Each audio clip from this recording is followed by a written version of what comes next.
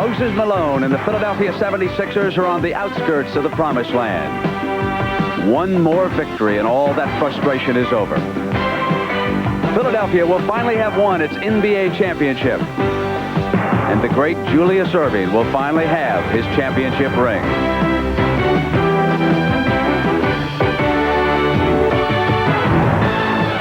The Lakers are counting on pride to avoid a sweep here tonight. But they must solve that savage Philadelphia defense, or the frustrating agony of the last 3 games will continue for Los Angeles.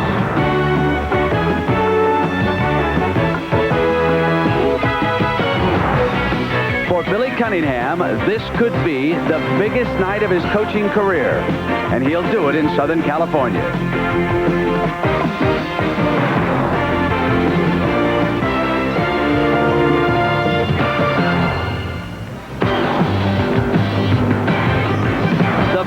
In Los Angeles is the scene for this, the 4th game of the NBA World Championship. It is only about half full. Keep in mind that it is 6 p.m. here in Los Angeles. It could be either A, late arriving crowd, or B, an audience that may be ready to run up the white flag. We'll have to wait and see. When this series began, we were saying that the defending champion Los Angeles Lakers could become the first team in 13 years to win back-to-back titles. Now, the Philadelphia 76ers have reduced everyone to saying that the Lakers must become the first team in history ever to come back from an 0-3 deficit. The 76ers have been brilliant throughout this series, and now the Lakers are in full retreat, and they are beaten up. There is a big injury question. Dick Stockton has been looking into that, so let's go to Dick now. All right, Brent, Norm Nixon told me when he came out to the warm-up that he will not play in tonight's game. He is the Laker point guard, and he has been a spark outside shooting threat, but not so much in this series. On top of that, Bob McAdoo is going to test his injured thigh during warm-up, and he may not play. The Lakers were undermanned when we started this whole thing, and they really have their backs to the wall, and as Norm Nixon says, we're actually a few inches into the wall. Billy Cunningham, on the other hand, was asked how important it is to win this game. He says, I want to win this championship in 4 so that people will really remember us. The question is, people will remember Philadelphia whether they win this game or not. They are that good. But let me go to an expert, a man who knows about great teams, Bill Russell. Where do you place the Philadelphia 76ers in the annals of the top teams in NBA history? The way they're playing now in the playoffs, they are one of the better teams to ever play the game of basketball. I have never seen a better defensive team throughout the lineup, and the way they play together as this team from Philadelphia. So in other words, you're talking about that 67 Philadelphia team and some of your Celtic clubs. Right. They would be able to play very competitively and maybe beat most of those clubs because they are a great defensive ball club. That's quite a testimonial. I want to ask you about one player, Moses Malone. We've been focusing on him ever since the championship series started and the playoffs before that. You were a center. Where does he rank in some of the great centers of the game? I think he's a great center. I'll tell you the reason I say that he's a great center. He made the move from Houston to Philadelphia, and neither he nor the 76ers had to make any great adjustments. He went from one system to the other, playing a completely different game, but just as effective. And the most important thing is the way he plays, he brings out the best in his teammates. All right, Bill, right now let's go back upstairs to Brent. All right, Dick, thank you. There is a player on the 76ers who is closing in on that first NBA ring. He's with Pat O'Brien. Let's go to Pat. Thank you very much, Brent. Julius, there's a tendency, I think, to be up 3-0, to be overconfident, or maybe even let down. How does this team feel tonight? We feel like we're down 3-0, and all their guys are 110%. Billy Cunningham said that you were going to see real intensity tonight. What does that mean? We have to play our best game. We want to play our best game of the series, best game of the playoffs tonight. How antsy are you, Julius, to get that ring? Well, I'm just ready to go and win this game. You know, if the ring comes with it, so be it. Okay, good luck tonight, Julius. Dr. J, let's go back to Brent Musburger. All right, Pat, thank you. And again with us, the coach of the Atlanta Hawks, Kevin Lockery. Kevin, this could be a very interesting night for the Lakers. Kareem Abdul-Jabbar becomes a free agent at the conclusion of this season, which could be tonight. Speculation that Jerry Buss might not sign him. What do you think about that? I think the Lakers will sign Kareem Abdul-Jabbar. He led them to the championship last year. They're in the finals this season. He's a great player. He's 36, but he's in great condition. They can't afford to let the second best center in the league go and come in with the 15th or 20th best center. It won't be the same team. All right, Kevin, thank you. There was an unhappy note in sports earlier today when we learned that former heavyweight champion Jack Dempsey had died at the age of 87. Dempsey became heavyweight champion of the world in 1919 when he knocked out Jess Willard. 7 years later, he surrendered that championship to Gene Tunney. But there are many who still feel that Jack Dempsey was the greatest heavyweight champion of them all. And tonight he is dead at the age of 87.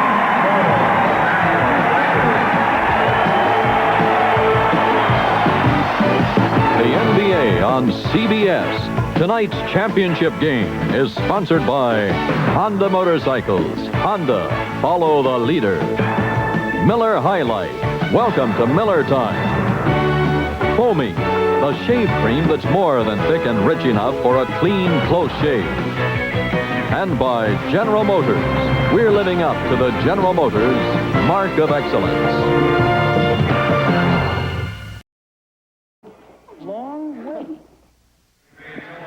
We're back, and here are the starting lineups for tonight's game with one change. First of all, Julius Erving, who you just saw with Pat O'Brien and Jamal Wilkes at one forward position. Mark Ivaroni and Kurt Rambis at power forward. The centers, Moses Malone and Kareem Abdul-Jabbar. In the backcourt, Andrew Toney and Magic Johnson. And the change for the Lakers, Michael Cooper starting in place of Norm Nixon and Maurice Cheeks, the point guard for the Sixers. Earl Strom and Hugh Evans are the working officials. The alternate is Jess Kersey. We're underway in a moment for game number 4 of our best of 7 with the 76ers trying to become the 4th team to win the championship in 4 straight games. And we'll have a jump between Ivaroni and Cooper. Michael Cooper, who has come off the bench. When Magic Johnson was hurt 2 years ago, Cooper was prominent in a starting role, but basically he has come off the bench as primarily a defensive performer. Philadelphia ball. Norm Nixon with a strained tendon in his left knee. Of all the ailments he has, that's the one that has really put him on the shelf. He has a dislocated shoulder. Andrew Toney hits from the baseline, and also a cut, which he suffered in game number 3. Magic Johnson, who has been bottled up by Philadelphia. Cooper loops it in. Rambis wasn't there, and the turnover gives it to Philadelphia. If the 76ers win, they will establish with a 12-1 mark the best playoff percentage ever in the NBA. That's pretty near perfect, Dave. Can't do much better than that. Their one loss to the Milwaukee Bucks after they had moved in front 3-0 against that team in the Eastern semifinals. Andrew Toney tipped out by Magic Johnson to Cooper. Cooper is quick. Rambis throws it away. So the Lakers are off to a shady start in this game. Well, it's not a real bad start out. I was worried about them in the last game because they started so strong. They seem to be at the right emotional level to start this game because everybody's a little nervous to start a game, especially a game that's important. Cooper is going to be guarding Maurice Cheeks. Magic Johnson on the doctor, and Malone. Rambis the rebound. This will be the hardest game for the Sixers to play this year. Basket counts and a foul, and one of the few times we've been able to see Magic Johnson go practically the length of the floor with one of his forays. And the reason this game will be so difficult is how do you play it? You want to win it. You don't have to, but you want to. And you want to very badly. And so how do you play it? How much patience do you exhibit? When do you start to worry? The personal foul was on Andrew Toney, and the Lakers lead 3-2. The trapping defense by the Lakers. Malone, doubled by Rambis and Kareem. Ivaroni has 7 seconds on the shot clock. They have 24 seconds to try a shot. And here come the Lakers. Magic finds Wilkes, who loses it out of bounds. Philadelphia ball. Pat Riley, who is fined $3,000 by the league for his remarks of the officiating in game number 2. Malone can't do it, and Ivaroni gets the offensive rebound, and he's fouled. Kareem Abdul-Jabbar, the headlines, as Brent and Kevin talked about, could this be his last game in Los Angeles? And all I want to know is, what would the Lakers do without a center like Kareem? They may have a couple of problems. A couple of large problems. You know that thing about Pat Riley being fined $3,000? I wonder if in his remarks did he tell any lies?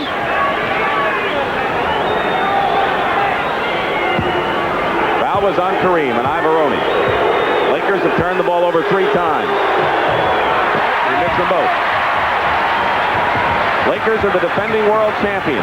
Philadelphia has been to the finals 4 times in the last 7 years and have come up empty until now. Off of Rambis and a 4th turnover by Philadelphia, and we've completed just 2 minutes of this game. By the Lakers. Lakers have turned it over 4 times. James Worthy, the fine rookie, out with a broken leg. McAdoo is hurt. Nixon is hurt. Julius Malone, the offensive rebound. And that's what he does best.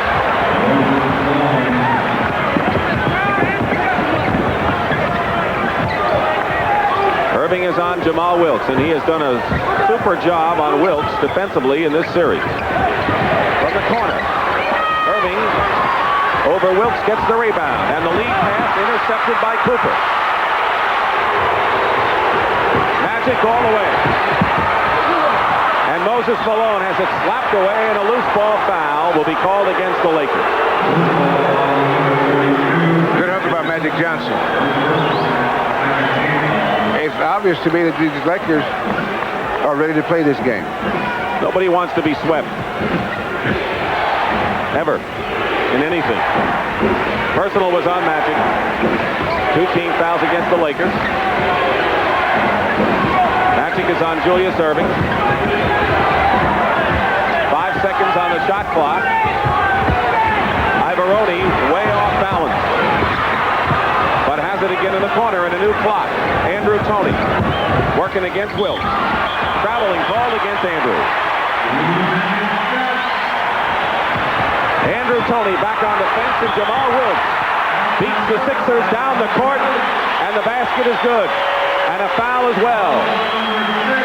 The Lakers haven't seen enough of this kind of play in this series to suit them, Bill. Well, I think that one of the things that here's the pass from Magic. He gets the ball, and he's always looking up court, and that's Jamal Wilkes free, because if you're free, Magic can get the ball to you. I think one of the reasons that Jamal has not been as effective in this is that he's been playing defensive guard, and to run the offense from there is very difficult. It's a real drastic change. And he's guarding Andrew Toney, an explosive scorer who has scored very well, although nothing like the way we have seen him in the past. He once scored 46 against this Laker team. Maurice Cheeks from the baseline. Maurice Cheeks, the point guard, has set the tempo and one of the top scorers for Philadelphia. And Kareem comes back with his first basket decisively. Our 5th tie of the game right here. Broken 7-6. And it goes back to 8-7.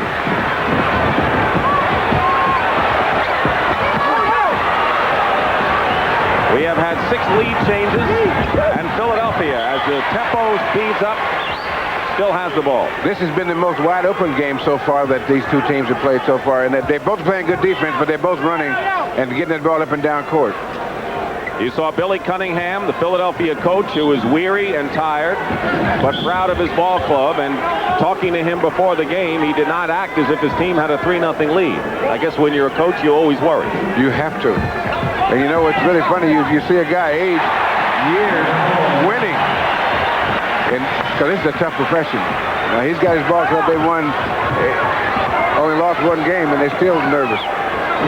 We've had 6 lead changes, and the Lakers will try to make it 7 right here. Michael Cooper has it knocked away, and Rambis with a fake on Malone, gets Malone in the air, and gives the Lakers the lead once more. Back and forth we go. We have 7.5 minutes remaining in the first period. Cooper, Cheeks gets away. Now Michael is all over Julius Irving. Rambis went right at Malone. And we'll have a Laker foul as Clement Johnson comes into the ball game for Philadelphia. He is the backup center and power forward, who returned in Game 3 after missing a game with a urinary tract infection. And Mark Ivaroni, the free agent rookie from Virginia, goes to the bench. Foul is on Rambis, as he really went at it. Malone, his first personal foul.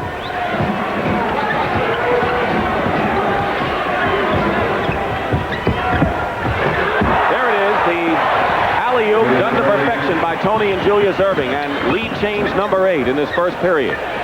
Nearly 5 minutes gone by. Dick Stockton and Bill Russell from the Foreman Inglewood. Rambis finds the room, and Malone blocks the shot. Philadelphia ball. When the defense breaks down, it is nice to have a guy who can block the shot. Now here's Julius how he gets that alley-oop shot. He's working magic. Now, let's see, he's got there. Now he's got him. That's what you call playing without the ball. 6:55 remaining first period. The Sixers lead at 10-9 in a tight game. We're in Game 4 of the championship.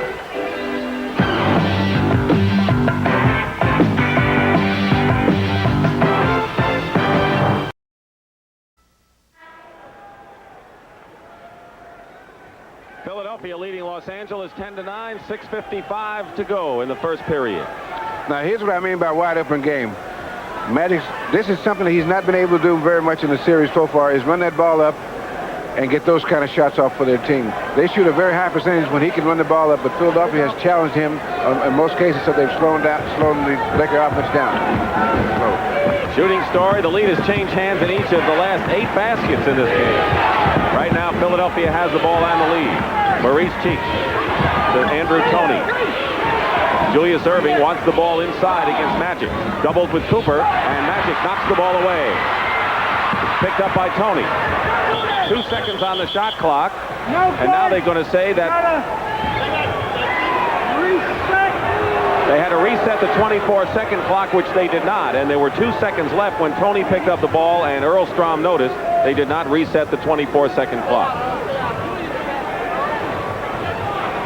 So now we have a new clock, and Clement Johnson will inbound for Philadelphia. Sixers trying to become the second team in a decade to win a title with the best record, and Julius Erving seems like a man possessed off the early start. He has 4 points. This is the biggest lead of the game for either side, 3 points, but the Sixers foul. And Andrew Toney is hit with his second personal foul. Now here's that play by Julius. If he had tried to shoot that instead of dunking it, Kareem might have blocked it. Clint Richardson has come in the game. He has been a defensive force coming off the bench in this series. Kareem inside against Malone. That's normally where Malone gets the ball against Kareem, and there's nothing that anyone can do about that. But one thing about Malone, you know he's not going to get tired, and he'll be there the last quarter doing the same thing. Clement Johnson finds an opening. And the former Florida A&M performer. Now here's that pressure on Magic Johnson coming to bring the ball up. Clint Richardson puts this in full court. Magic gets it inside. 3 left shirts around, and it was Clement Johnson, Malone, and Julius Erving. A whole group of them. Malone blocked the shot, and goaltending will be called, and Julius Erving will get credit for the basket. Now Magic wants to know why his wasn't goaltending. Because it wasn't. Those 2 plays weren't even close. So the Sixers have opened up a 5-point lead. Jamal Wilkes was hitting 53% during the season. He's 46% during this series. Magic Johnson's shooting is down. And Norm Nixon, who's hurt, also has been down. Malone gets his own rebound. And gets the foul? No. It's offense against Moses, who slams the ball down in disgust. So Moses Malone picks up his first personal foul, and Bobby Jones comes into the ball game for Philadelphia. Julius Erving goes out. Philadelphia had off to an early lead in rebounding. In all of the 3 games, the Lakers have led at the half and also had the rebounding edge on Philadelphia. That, of course, until the second half. Another good defensive play. Now, that was Moses' quickness on that. That was a pretty good pass. Clint Richardson throws up a wild air ball, and it's L.A. possession. But obviously, they misjudged his speed or quickness because he's much quicker than most people would think because of his size. Under 5 minutes to go first period. Dick Stockton and Bill Russell here at the Forum in Los Angeles. 3 games to none. The Sixers lead the Lakers. Jones is all over Jamal Wilkes. And fine defense by Bobby Jones. Clement Johnson with the rebound. Cheeks has Rambis on him. They think it's a mismatch. Magic is on trying to guard Malone. He takes advantage of it. They found him. That's one thing the Lakers haven't done, is taken advantage of an open man when they've had a man free inside. Philadelphia has, as they did there. Sixers have run off 6 straight points and lead by 7, and that's broken with Kareem's mini skyhook. Crowd is still arriving, but most of the seats, practically all of the seats, are filled right now. Cheeks against Cooper. Offensive foul. That was a good call because Michael Cooper was retreating. See, if you give ground and there's contact, although you are moving. Mike McGee, who you can see has played sparingly in the playoffs and did not play all that much during the regular season, has come into the game, replacing Jamal Wilkes. So Pat Riley forced to go deep to his bench. Brings in Mike McGee, who was the #1 draft pick last year out of Michigan. Clement Johnson blocks Julius Erving's attempt. McGee was a prolific scorer at the University of Michigan, and at the time he joined the Lakers was the top all-time Big Ten scorer. But he has been somewhat of a disappointment here. Kareem with another hook. His second in a row, and the Lakers come within 3. 4 for 4 for Kareem. He has 8 points in the game. This has turned out to be quite a defensive game, although it's wide open. It's still real good defense, especially on the full-court game. 8 seconds on the shot clock. Clement Johnson working against Kareem. It's another one. So we're seeing Clement Johnson's offense here. He already has 4 points, more than he's averaged in this series. Into Kareem, low. Kareem's getting it in good position. Malone knocked it away into Clint Richardson's hand. Malone against Magic. And it's Los Angeles ball with 3:01 remaining in the first quarter. Johnson with Clint Richardson. Gambling his cheeks. Good pass to Rambis. Magic with a fine assist. Now Magic is forcing that ball up under pressure, and this is keeping the Lakers in the ball game, is that they're fighting to keep control of the tempo. And the Sixers have called a timeout. Billy Cunningham wants to wrap it up. Kareem and Moses, the 2 dominant centers. Now there's something you see is a skyhook, but you don't see how, most of the time, how a guy gets it. Now he has to fight and fight. Now there's a attempted layup and got it blocked, but the key to is the offensive position. And Moses has 3 blocked shots so far. Games, the Commodore VIC-20. We're live at the Forum in Inglewood on CBS, the home of the NBA World Championship, where the Sixers lead 3-0 over the Lakers in the World Championship Series. And a fine ovation during the timeout for Kareem Abdul-Jabbar, the Lakers' leading scorer in the playoffs and the series. He has just passed Wilt Chamberlain to move into 4th place on the all-time NBA playoff scoring chart. That's a lot of points. And he's second to Wilt in the all-time NBA scoring. Landsberger has come in, number 54 for the Lakers, so they will have Landsberger and Michael Cooper up front with Magic Johnson and Mike McGee in the backcourt with Kareem. Philadelphia has out-rebounded the Lakers 12-4, including 4-0 off the offensive board. Clement Johnson has had a hot hand so far. This is that time. Julius Erving keeps it alive to Bobby Jones. Now the Lakers can match the Sixers in quickness, but in picking up that quickness, they've lost a little edge in rebound. Tipped by Kareem into the hands of Magic. Clint Richardson on defense. Mike McGee guarded by Maurice Cheeks. And a foul called against Philadelphia. It'll be the 14th foul against the Sixers. Moses Malone on the bench for the first time in the game with 4 points. Julius Erving commits his second personal foul in the game, so Tony and Erving each have 2 fouls. And Mark Ivaroni quickly checks back in, replacing Julius. As I said earlier, Dick, this is a very difficult game for the Sixers to play. Because you're halfway between. You know you should win it, but you got to be careful how you do it. Kareem hit. He was surrounded by red Philadelphia jerseys and will go to the line. That's the 15th foul against the 76ers, and Mark Ivaroni, his first personal. So Kareem will go to the line. He's doing everything he can, and before Game 3, Pat Riley said, I need at least 10 rebounds from Kareem, who had 4 in each of the first 2 games. And Kareem responded with 15 rebounds to do what Riley wanted him to do, so you can't really fault Kareem. He just happens to be going up against the supercenter in Malone. Tony back. Well, you know that the 76ers are the #1 rebounding team in the NBA this year, and so they're going to, in most games, out-rebound the other team, no matter how much of effort you put in. Because Moses is not the only one on that team that's a good rebounder. 20-19, Philadelphia leading under 2 minutes to go first period. Mike McGee is guarding Andrew Toney. Loses his footing. Landsberger's on Ivaroni, and Clint Richardson gets by Michael Cooper inside. Biggest lead Philadelphia was 5 points. Been hovering around the 3-point mark. Almost a great pass. Good idea by Kareem. Minute and a half.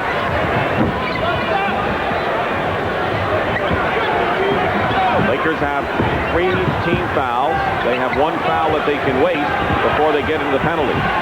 Andrew Toney. Clement Johnson crashes the offensive boards, but Magic Johnson comes around, looking for some opening. Bobby Jones.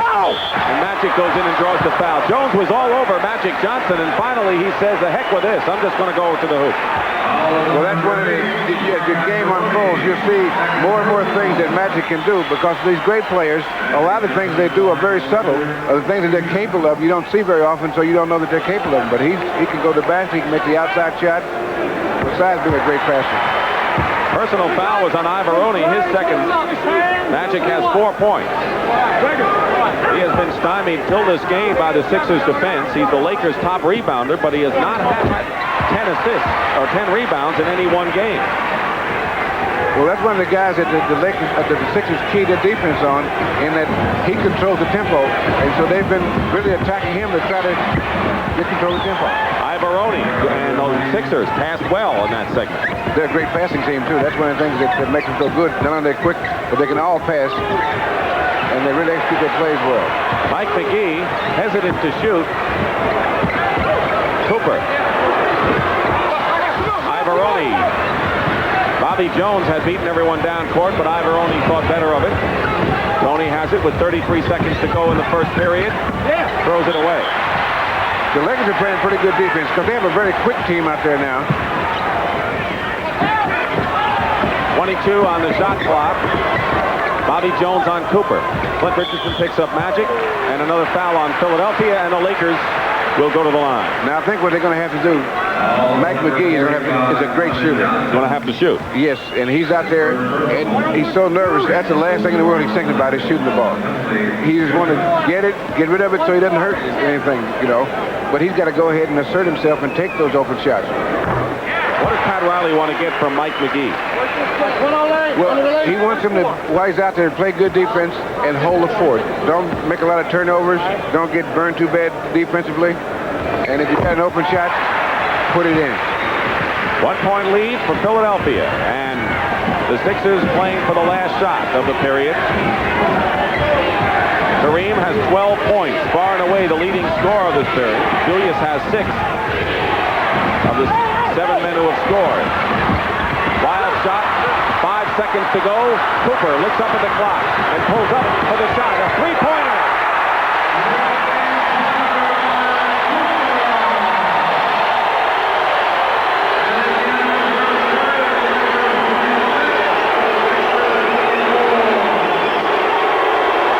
We got a long way to go in this game. 1 period is history, but the Lakers have taken the lead on this 3-point shot by Michael Cooper. That's a good way to end the quarter. Now to see how these guys will play after the newness of the game wears off. LA 26, Philly 24 will return to the Forum after this word from your local station. This is Michael Cooper's three-pointer puts the Lakers up by 2 as we start the second period. And Kevin Lockery, the Lakers always seem to play well early in this series. It's the same type game, Brent, in the first period. Philly's killing them on the boards. One big difference, 3 to stars for Philadelphia already have 2 fouls. All right, let's go back now to Dick and Bill Russell. All right, Brent, thank you very much. We saw L.A. turn the ball over a lot in the first 2 minutes, but since then, Philadelphia has coughed it up 7 times, leading to 10 Los Angeles points. So that kind of evened itself out as we start the second period. Mike McGee in his second year from Michigan, number 40, along with Magic Johnson, Michael Cooper at forward with Mark Landsberger and Kareem Abdul-Jabbar. Kevin mentioned the rebounding story still favors Philadelphia. Magic. McGee. And 2 great opportunities for the Lakers. They come up north. Sixers with a chance to tie. McGee is on Tony, who's playing with 2 fouls. 11 seconds on the shot clock. Bobby Jones with a screen from Malone. And a great shot, a running left-hander. Bobby Jones, other than Moses, may be the key performer in this series for Philadelphia, coming off the bench and doing everything. And I think Moses may have a lot to do with that.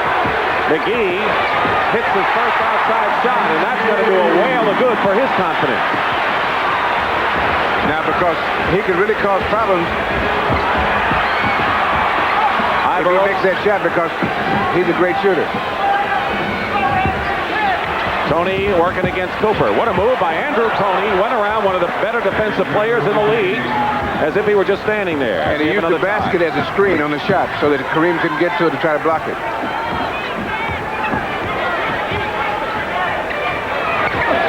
Magic Johnson had missed his last 5 shots before he hit that basket. You give the Lakers a lead. They haven't had more than a 2-point lead in this game. Philly was up by 5 in the first period, and Bobby Jones hits his second in a row. So we have another tie. Game 4, best of 7. Dick Stockton and Bill Russell. Lakers trail the Sixers 3 games to none. Philadelphia looking for a sweep to go home to a big parade in the Quaker City. Kareem skyhook, and he has 14 points now. He is the leading scorer in this series for the Lakers, has hit 6 of his first 7 shots from the field. Kareem is on Ivaroni. This is the turnaround. McGee gives it up to Magic. 2 in a row for Magic Johnson. And Julius Erving is going to come back in the game. He has 2 fouls, and he'll be coming back in. And a foul is on Mike McGee of the Lakers. There's the doctor who's looking for that first NBA championship ring. But Andrew Toney put a move on one of the better defensive players, Michael Cooper. There he goes right to the hoop. Now watch. There's Kareem. He'll give him a fake and then use the basket to screen Kareem away from the shot.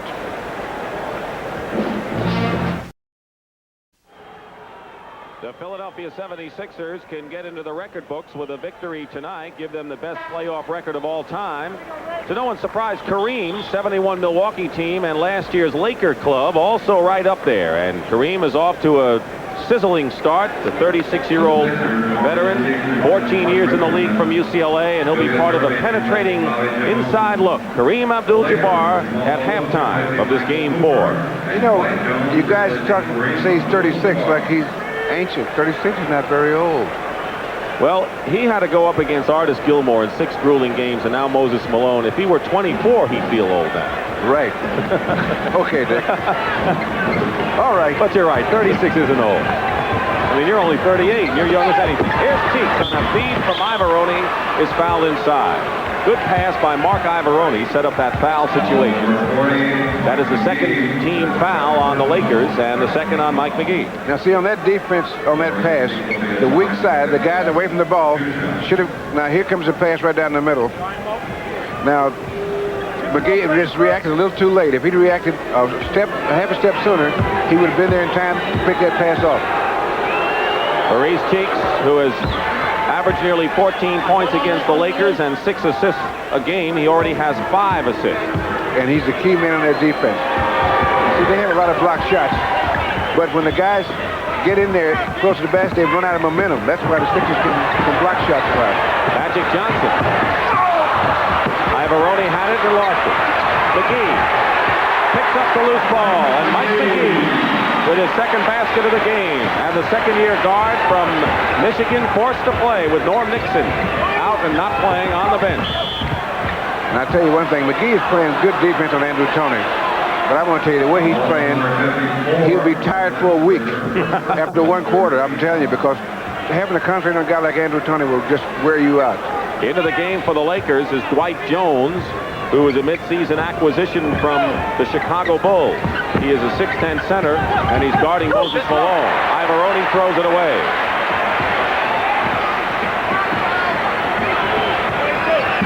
Lakers by 4. The biggest lead. Lead changed hands 9 times. In the first period, Ivaroni knocks it away. It's still Laker ball. No matter what combination they have out there, the Sixers are playing good team defense. Keep in mind, they've been behind till the second half in all the games so far. Malone gets the rebound, and if you look at Moses' stats in the first half, they're not impressive. But look at him when the game's over. Tony, Cheek. Maurice Cheek, one of the best shooters for Philadelphia in this series and in the playoffs. And the Laker lead has been cut to 2. 8:20 remaining in the first half. We're at the Forum in Inglewood. Wilkes from Magic Johnson. Now that's what they have to do, is get the movement inside. And Magic is doing one good thing for the Lakers. He's forcing that ball up quickly, even under pressure and in a double team even. He has 9 points and 5 assists so far in this game. And we'll have a Laker foul. It'll be their first team foul of the second period. It's on Dwight Jones. Now here's Dwight and Moses. Little push there. Now what the fans saw was that second push, and the referee usually sees it third or second push. You know, Dwight Jones and Moses Malone have worked out a lot together. And they said Dwight Jones knows a lot of Moses' moves. Doesn't mean he can stop him, but he's more familiar with him. I'll tell you one thing, he paid to learn. Mike McGee has his 3rd personal foul. So McGee, coming in with 4 points, has 3 and goes out of the ball game, and he'll be replaced by Michael Cooper. But McGee gets a hand. You know, Moses is a very difficult man to guard because, first of all, you got to keep him off the boards, and that requires contact. But he thrives on contact. So, in order to play him, you would have to use selective contact. You'd have to initiate it and get away from it, initiate it and get away from it, so that you can bother his rhythm. But if you keep constant contact with him, you're in for a long evening. Andrew Toney's shooting percentage is off, although his point production is not, averaging 21 against the Lakers in this series. And the reason for that, Dick, is he's a scorer, not necessarily a shooter, although he's a great shooter. He's a scorer, and scorers that do that, they'll get their points.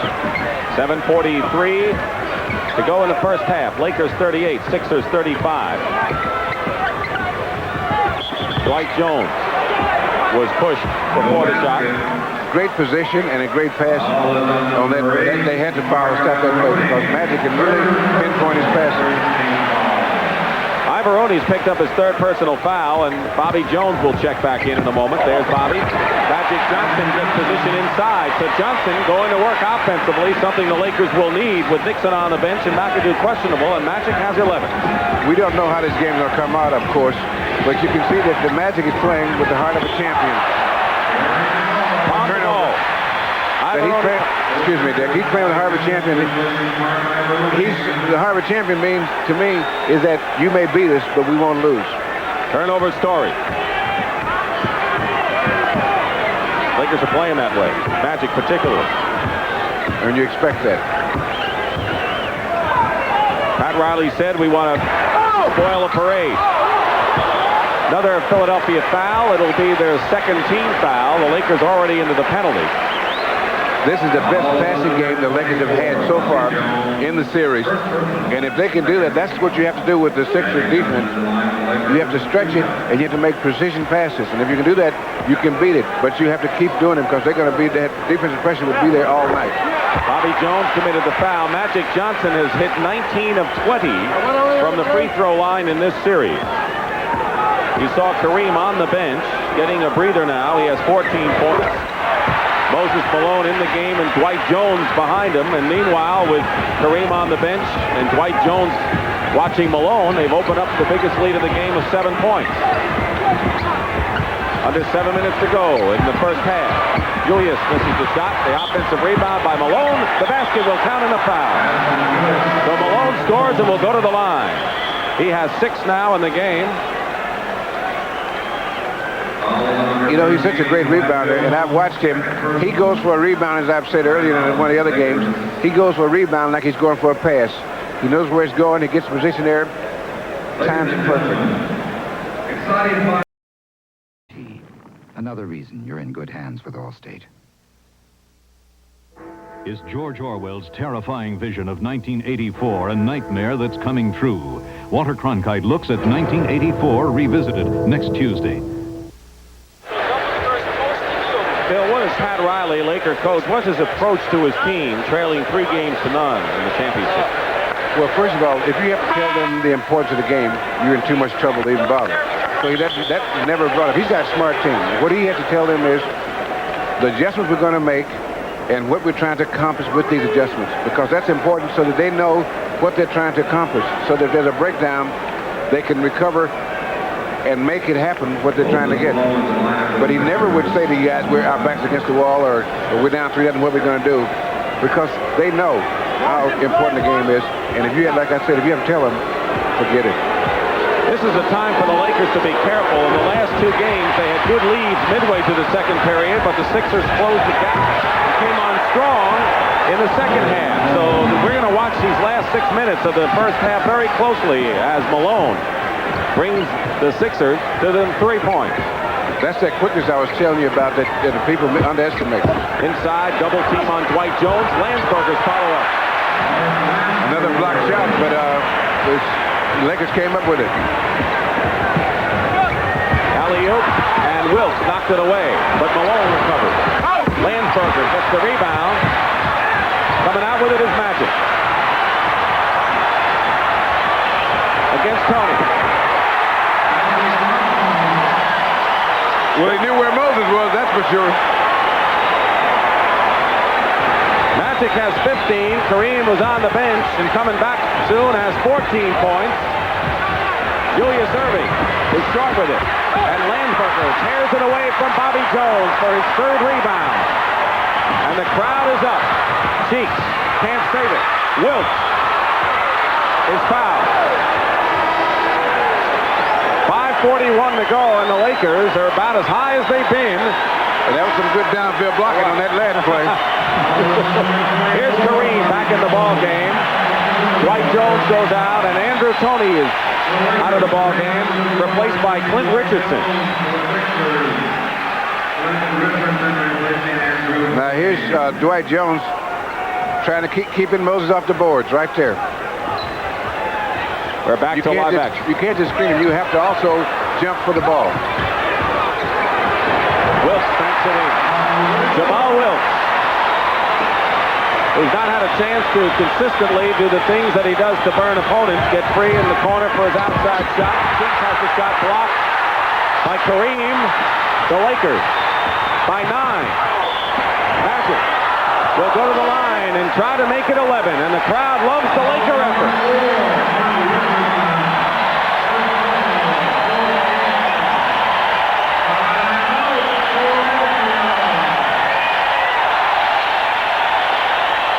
Philadelphia wants a timeout.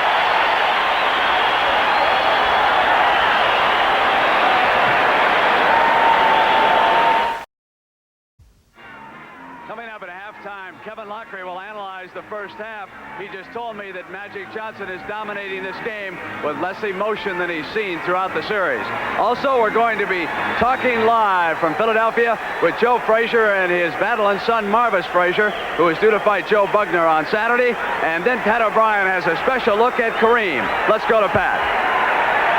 Thank you, Brent. You know, there's more to Kareem than all those stats he's collected through the years. He's a sensitive, ever-changing, mysterious man. And at the half, we'll take a special look at him. Let's go to Dick Stockton.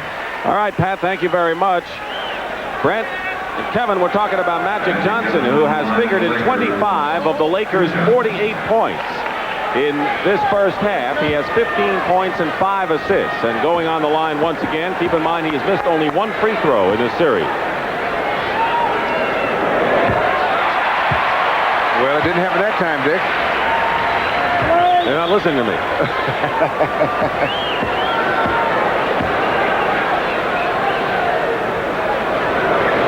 The Lakers have an 11-point lead. Magic has 12 of his 17 points in this second period. We have 5:09 remaining in the first half. Keep in mind that the Lakers have led by 4 points at the half on one occasion and 3 points twice. Malone. Kareem to the rebound. Cradles the ball and gets it to Michael Cooper, but Philadelphia is back on the fence as they have been throughout the series, cutting off the Laker break so well. Lemon Johnson fronting Kareem, gets it out to Cooper. Jamal Wilkes over Junior. Now that's the kind of passing the Lakers have to keep up if they're going to be able to continue playing this series. Willie Cunningham has said we got to stop the Lakers swinging the ball around. They've done it for the most part. But the Lakers have the impetus here, and there's another turnover. 4:12 to go in the first half. Trying to make it a 15-point lead, and they do.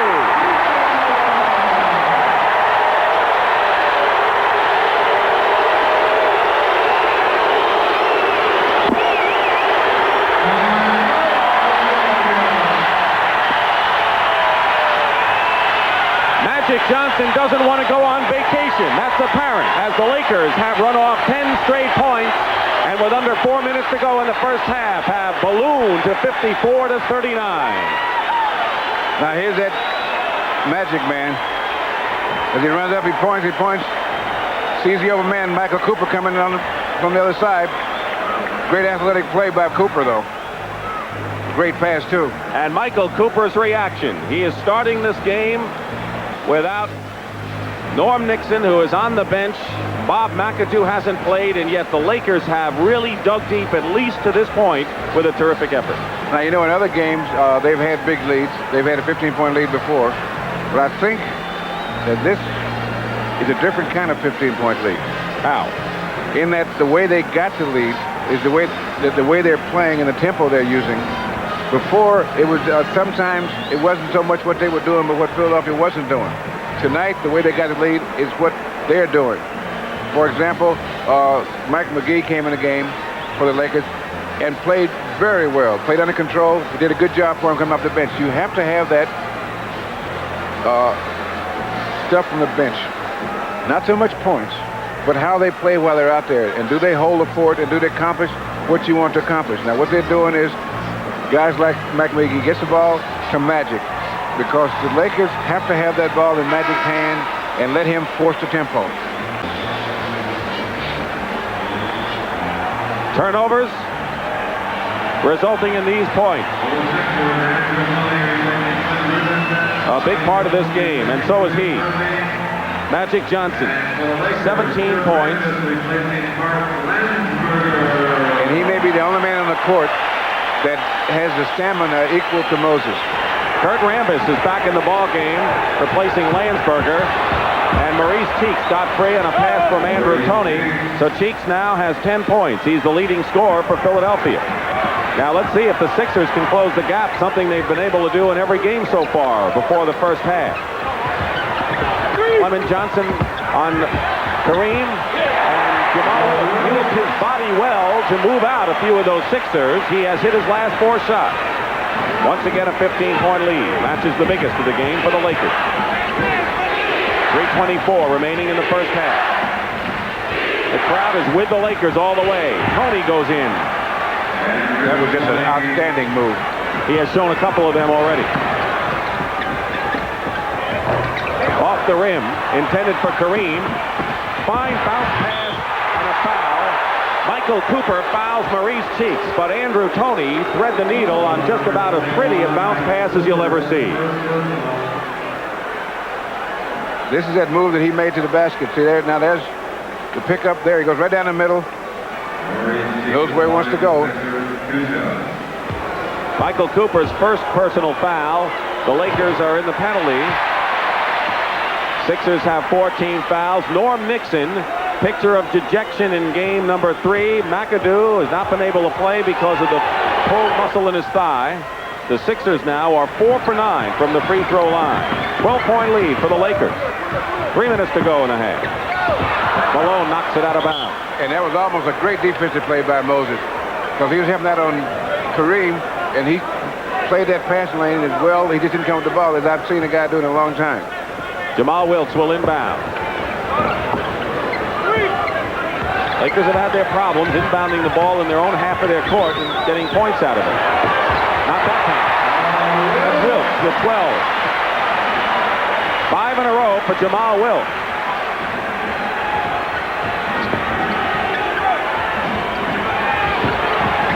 You watch the game clock. 2:35 to go. Maurice Cheeks. And here comes Wilkes. He's got Magic Johnson, Cooper, and Wilkes with him. Cooper, the trailer. Missed the layup. That was a big basket, Ace. That he didn't get. Right. Tony fires it away. That takes a little bit of onus off of that. A little bit. 11 turnovers now for Philadelphia. 14-point lead for the Lakers. Sixers had a 7-point lead early in the game, and since then it's been all L.A. Foul. Maybe on Clement Johnson. And the Lakers are trying to get goaltending. Not tonight. Not on that play. Now here's Jamal working, trying to get free for that shot. That's playing without the ball. The kind of moves you get so that when that opening, you create an opening and be able to take advantage of it. Kareem on the line. Clement Johnson with the second personal foul.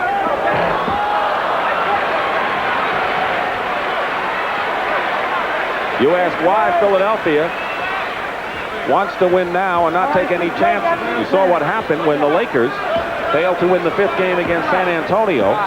Went to San Antonio for game 6, and then McAdoo came up with an injury that has helped put him out of action. So you don't let anyone off the hook if you can. If the Lakers get off the hook tonight, it was because they took themselves off. Well, because Philadelphia let up on them, I can tell you that. Less than 2 minutes to go in the first half. Bobby Jones open. He's hit that open shot consistently. It's probably the best he's ever shot from the field in this playoff series. He's 3 for 3 in the game. Cooper. Clement Johnson has muscled Kareem way out now. Shuffles it into Randall. And he draws the foul. The Lakers are getting the inside shots, getting free for the outside shots, and making things happen. Something they haven't done consistently so far in this championship. And Earl is talking to the Philadelphia bench because they were gesturing, and he's saying, I don't want that. He's pointing to Al Domenico, the trainer of the 76ers, and not Cunningham. Moses Malone picked up the foul. That's his second personal foul. The only Sixer with more than 2 is Mark Ivoroni with 3. There's Al Domenico, longtime trainer of Philadelphia. Well, he figures he can say something. If he gets thrown out of the game, they won't lose any strategy anyway. Just some tape. Kurt Rambis. Julius Erving on the bench. He has scored 6 points in the ball game. Well, that's never an indication lately in the last couple of years of how well he's playing. His scoring is only a part, and sometimes a very small part of the overall game that he plays. He could be blocking shots. He could be setting up other players. He could be rebounding. Could be a million things. Doesn't have to be scoring. 14-point lead for the Lakers. 10.5 to go in the first half. Cooper knocks it away, and there's a big chase for it. Double team, and Magic almost had it and lost it out of bounds. But the overall hustle has got to pay off for this team. The effort alone can be translated. Tony guarded by Wilkes. The Lakers are swarming and double teaming, and they're gambling on defense, and the only reason they're able to do that is because of Kareem in the middle. They'll make guys learn to pass very quickly. Second personal foul on Michael Cooper. 15 now foul. Here's Magic almost with a steal. Oh, he says, I should have had that one. Both teams in the penalty. That means 5 team fouls in a quarter, and that means a free throw. 8 points and 6 assists now for Andrew Toney, who averaged 19.5 during the regular year. He was the 6th man off the bench last year for Philadelphia out of Southwest Louisiana and moved into the starting spot. Actually, during last year's championship. Kareem. Yeah! Foul! And the basket counts.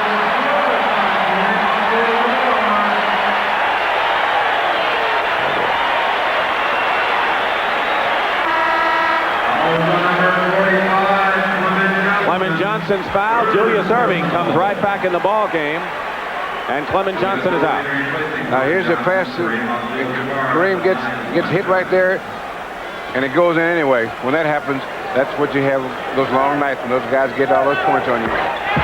For those people who are clamoring for Kareem Abdul-Jabbar to leave Los Angeles, curious to see who the Lakers would get to play center. 3 personals on Clement Johnson, and Moses Malone will go to the line. Now, Moses Malone, so far, has not been brilliant statistically. He has 8 points in the ball game and 7 rebounds. But Moses Malone has been a player who's built up a head of steam, like a runaway express. And he had 16-plus rebounds in the series, and you know he's going to slowly come on and come on. Well, maybe he hasn't had great stats for him, but he's got 2 guys about 3 minutes ahead of schedule on being tired. That's when you look at your schedule on a train and say, oh, they should be getting tired about now. And they're 3 minutes ahead of schedule, I can tell you that. Lakers up by 14, under a minute to go in the first half. Kareem doubles, finds Michael Cooper with a fine pass and a basket. There's Kareem, the playmaker. Biggest lead of the game now for the Lakers. Maurice Cheeks. Ahead to Cooper. And Cheeks saves it beautifully to Toney. And they call a foul on Rambis, blocking Andrew Toney. Great defensive play by Maurice Cheeks. They made the right pass, and he broke it up. Now here's the pass. Now they drop it out to Cooper, who's a quick man. And there goes Cheeks, beats him to the ball. And then he saves it. And there's Toney, and there's the foul. And Kurt Rambis becomes the first Laker, or the second Laker, to pick up 3 personal fouls. Mike McGee's the other. Jamal Wilkes and Mike McGee. There's McGee coming into the ball game, and Kurt Rambis goes out, so that changes the Laker alignment. Cooper and Wilkes are the forwards now. With the small lineup now, Kareem has to go in and tend to the boards. And Magic and Mike McGee at guard. Norm Nixon, to repeat, if you missed the start of the game, with a strained tendon in his knee, unable to play. And Bob McAdoo with a pulled thigh muscle, also unable to play. The subject of fine halftime feature, an inside look at Kareem Abdul-Jabbar coming up. Toney has 11, Maurice Cheeks has 11, so the Laker guards are their top scorers with 11 apiece, and a 20-second timeout called for by the Lakers. And they want to make sure they get that last shot and not take it so early unless there's a breakdown defensively for Philadelphia. You don't want to take it so early that they have a chance to shoot. But you want to take it early enough so that you have a chance for an offensive rebound. In the other games, the Lakers had built up leads, such as 15 points in Game 3, only to see Philadelphia come back strong and narrow the gap to 4 or 3 points. But not so in this one, because the Lakers, who actually got their impetus from a 3-point shot by Michael Cooper to end the first period to take the lead, have opened it up and have maintained leads of 14, 15 points. Game 5, if necessary, will be Thursday night from the Spectrum in Philadelphia, 9 o'clock Eastern time. 8 seconds on the shot clock. Wilkes from the corner. Bobby Jones, and the Sixers will try to get on with 2 seconds to go. A three-point attempt. Rims the hoop. Now that the guy can shoot. That was about 30 feet, and he expected to make it. But the Lakers have the lead, and they have played their best basketball of the first half. They outscored Philadelphia 39-27 in the second period and hit 70. That's 70% of their shots in the quarter. So at the end of the half, Lakers 65, Sixers 51. We'll be back with Brent Musburger and company here at the Forum in just a moment.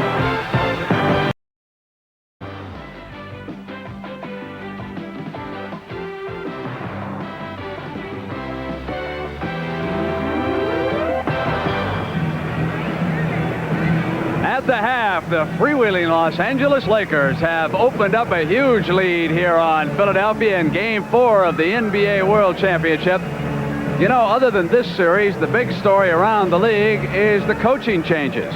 We could have as many of 10 of the 23 clubs with a new coach. And all along, I've been sitting next to the main man. Everybody's waiting for Kevin Lockery to decide what he's going to do, and I've been leaving him off the hook all along.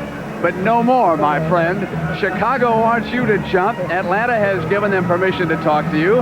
Rod Thorne is a friend. Chicago's a great sports city. Are you going to become the next coach of the Bulls? Brent, I've talked with the Chicago Bulls and the San Diego Clippers. I think it's two great cities. Rod Thorne's one of my best friends. Chicago's a great sport town. I will make a decision in 2 days. I'm still copping out. What does Mrs. Lockery think? That will be the decision. I'll get home, get a break, maybe to get home tomorrow, the next day, make the decision. I think it's time probably to do it right away to be fair to everybody. All right, Kevin, because everything depends on what you do. Even Red Auerbach is waiting for you. You know, there is a noble player on the Los Angeles Lakers. He is now 36 years old. Kareem Abdul-Jabbar. We know him with that sky hook. We know that he now has passed Wilt Chamberlain here in the first half. He ranks 4th in all-time playoff scorers. But what's behind that? Who is Kareem Abdul-Jabbar? Pat O'Brien has a very special look tonight. Pat? Thank you, Brent. You know, here in Los Angeles, they met him as Lou Alcindor, that gangly kid with, as you said, something called a sky hook. Several thousand sky hooks later, they know him, of course, as Kareem Abdul-Jabbar. But for many, that's about all they know. And at center from UCLA, the captain of the Lakers, number 33, Kareem Abdul-Jabbar. No question, he is one of the game's best. But there is more, a man of many moods, many roles. Always surrounded, but in a way, always alone. The loneliness of having to be in my position, of being the only one to have been able to do what I do as well as I do, the way I've done it, you know, I think I've held that position, and it's great, but it's lonely up there on the top. Top of his class in high school as class president and star center. Already he knew life for him was going to be a series of adjustments. I was like maybe 6'2" when I was 12 years old, very awkward, and I was also the only black kid around in an Irish neighborhood, and people were always giving me the triple takes, and it's affected my perception of myself. At UCLA, he began to examine his personal beliefs and try to balance it all with basketball. During his time at Milwaukee, he changed his name from Lou Alcindor to Kareem Abdul-Jabbar. I am a Muslim. I believe in Islam, and I will live my life in order to promote that ideal, but I am not an Arab. People seem to think that I want to be an Arab and so forth and so on. That's not the case. His girlfriend, Cheryl, is not a Muslim, but a Buddhist. Together, they had a son, and Kareem's life broadened even more. He's been able to be a father to Amir and really see the fruits of the efforts of being a father to a son. And I think it's made him more content because it's given him something else to work on besides his career.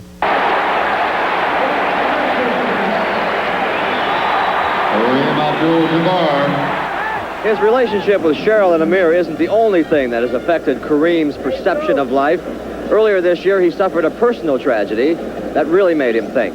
Pre-dawn fire swept through Lakers star Kareem Abdul-Jabbar's Bel Air home. It was his dream home, representing perhaps the material part of his life, but it went up in flames, and with it, all those possessions. It has been a very, very valuable lesson. We get attached to things, and they're nothing more than that. things.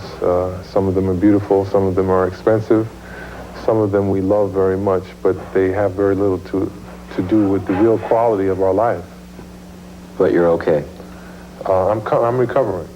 Recovered indeed. Basketball seemed to be great therapy for him.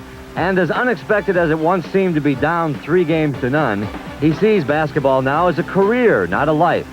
He'd like more money, like to stay in L.A., but whatever happens, he'd like to win. If not now, at least once again with this team before he retires. Every team, no matter how many they've won, wants to win one more. If you're going to be out there competing, why not achieve all you can?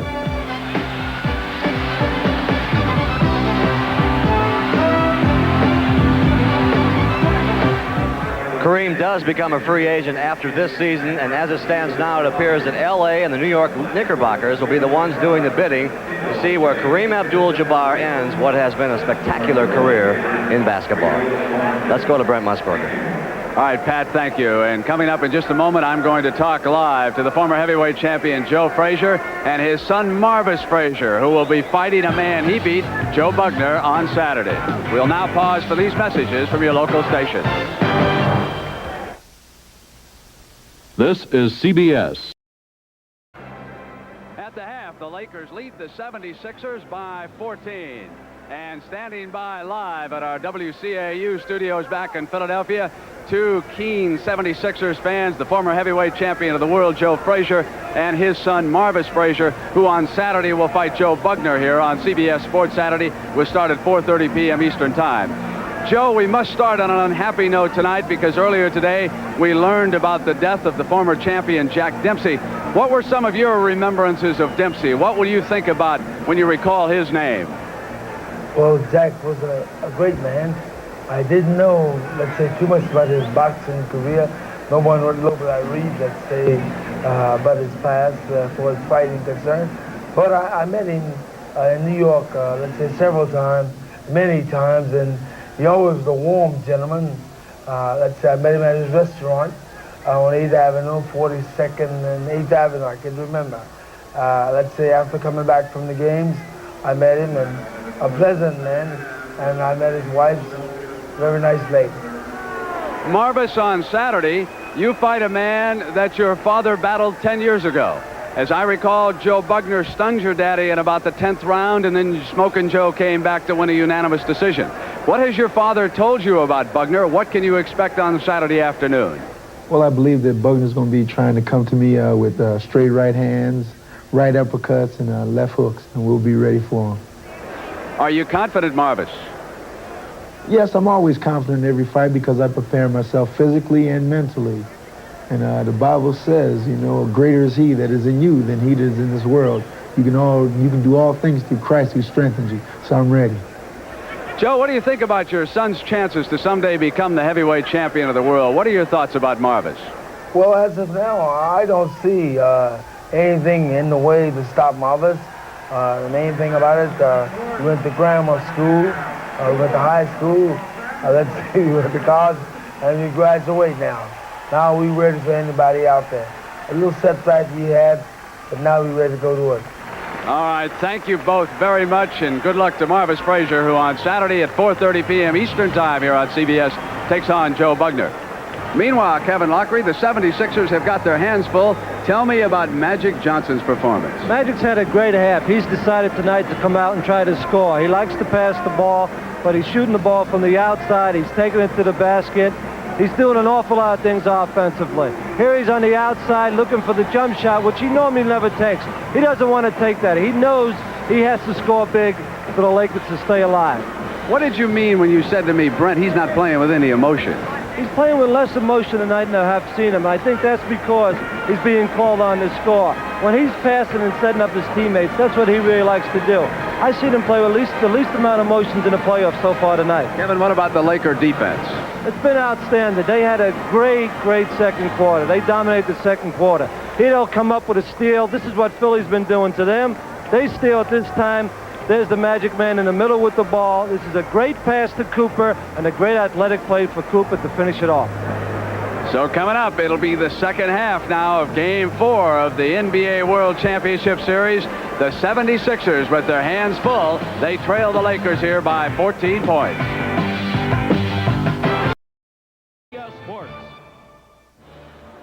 Halftime, Game 4 of the NBA World Championship, with the Lakers leading the 76ers 65-51. The important statistics. Look at the changeover and rebound, which gives you the impression that rebounding is obviously the key to this series, as LA had an 11-6 edge in their big second period. They're also out shooting Philadelphia by that margin, although Philadelphia's 50% certainly is good enough to win. Now, the leading scorers for the Lakers have accounted for 47 of their 65 points. Kareem, Magic Johnson, and Wilt, so they've gone to work there. On the free throw line, Philadelphia has been struggling. The Lakers have been sharp. And on the turnovers, the Lakers have taken advantage of Philadelphia miscues, just as it's been the other way around, particularly in the second half of the game on Sunday, Game 3. So at this point, the Lakers seem to have things their way. You explain why this lead for the Lakers is more important than the lead they had in game number 3. But how do you look at the game right now? The Sixers will have to make their run, their defensive run, when they usually outscore the other team 9 or 10 to nothing or to 1 early in this game. And they're going to have to do it at least twice. I think they'll make one run. They'll have to try to make it to start the third period, and maybe at the end of the third period or start the fourth period. But they're going to have to make their run early and take over the tempo of the game, because it's very important that they get off to a good start at third quarter. Malone is a leading rebounder in the game with 7. Landsberger with 4 leads Laker rebounders. Magic Johnson has 8 assists. Andrew Toney has 6. And the Lakers, of course, continue leading at halftime in every game of the series. But maybe this man will start to get his motor running. Moses Malone, who has 9 points and 7 rebounds. Andrew Toney, who, along with Cheeks, leads Philadelphia scorers with 11 points. The top scorer, of course, Kareem, has 18 and Magic 17. And watching it all from the bench is the scrappy in game Norm Nixon, who is out for the ball game. Sixers jumped out to an 18-11 lead midway in the opening period. Kareem brought him back. The three-point shot by Cooper turned it around, and the Lakers put on the steam in the second. 65-51. And there's Magic. As Kevin Lockery pointed out, Magic is clicking with the outside shot. And now it's a 16-point lead, matching the biggest of the game for L.A. If he's going to make that shot, that's going to open that middle up so bad that it'll be impossible. Inside to Malone. It was last knocked off by a Laker player. Magic Johnson helping out, like the Sixers and the Lakers both use a lot of helping out. In other words, whoever has the ball, there are 2 guys on him at all times. That means the other three guys have to zone the other 4 guys. That's why they're not a very good rebounding team, is because they're not in position for man-on-man defense. Or is Cheeks baseline? So Cheeks comes back with a shot from the baseline. He has 13 points, the top scorer for Philadelphia. He has not been amongst the top 3 scorers in this series against the Lakers. Malone, Toney, and Irving have held those on him. Double team, Kareem falls down, gets it out to Rambis. Malone clears it to Cheeks. Even when the Sixers have fallen behind, they have played with poise and patience. They know they have a lot of time to come back, and it's all predicated on defense. Cheeks drives in and draws the foul. He has just turned into a terrific all-round player from the quiet kid from Chicago who joined the Sixers out of West Texas State 5 years ago. He's still quiet. I know if he ever says this thing in the huddle, Billy Cunningham would probably say, "Who said that?" He hadn't heard his voice very much. But he is quite a player, offensive and defensive. Kareem with his second personal foul. And you will never see a team with more patience and confidence than the 76ers. 12-point lead. Toney picking up Johnson early. It was Toney and Clint Richardson that stopped Magic Johnson. Length of the court, forays so far in the first 3 games. Now the Lakers playing a half-court game, something they didn't execute well in the fourth period in Game 3, knocked away on a fine defensive play by Toney. So let's see if L.A. will be able to keep up their half-court offense. And the Sixers are on a defensive run right now. 5 seconds on the shot clock. Rambis with a short one. Malone the rebound. And here comes Philadelphia. Tony breaking from the other side, and steps called. Double dribble, actually, against Maurice Cheeks. He saw Tony going in from the right, changed his mind at the last minute, but not before the violation. Well, what happened was the Lakers defense got back in time to take away the play, and he's already committed to the play. Ivaroni on Rambis. Irving out to meet Wilt. Rambis. And here comes Philippe. Cheeks now goes to the doctor against Cooper. It's tipped. The basket is going to count. It was tipped, goaltending called, and Julius Irving has his 4th basket of the ball game, and Philadelphia has run off 6 in a row here. This is that run I was telling you about that they had to make early, and they're making it early. 10-point lead now. Rambis has it blocked, and Johnson's shot misses. And it is still going to be LA ball, and Philadelphia is making a very early third period run. As we expected, because they know they had to. And the thing is that the Lakers are missing what seem to be easy shots, but they are not easy shots because the defense makes it more difficult. 16-2 run. Surprises. Rehearsal for Murder, Wednesday. Here at the Forum in Inglewood, Dick Stockton and Bill Russell. Game 4 of the NBA World Championship. The Lakers are trying to fight back and get in the win column, trailing 3 games to none. They lead in the game 67-57, although Philadelphia is in the midst of a run. This is the third period shooting for L.A. Bill. Kurt Rambis, who took only 3 shots in the first half, already is 0 for 4 in this third period. Well, what the Philadelphia defense has done is they've shut it down, and so that's the only shot that's available. Kareem. That's a good shot to have available. Right.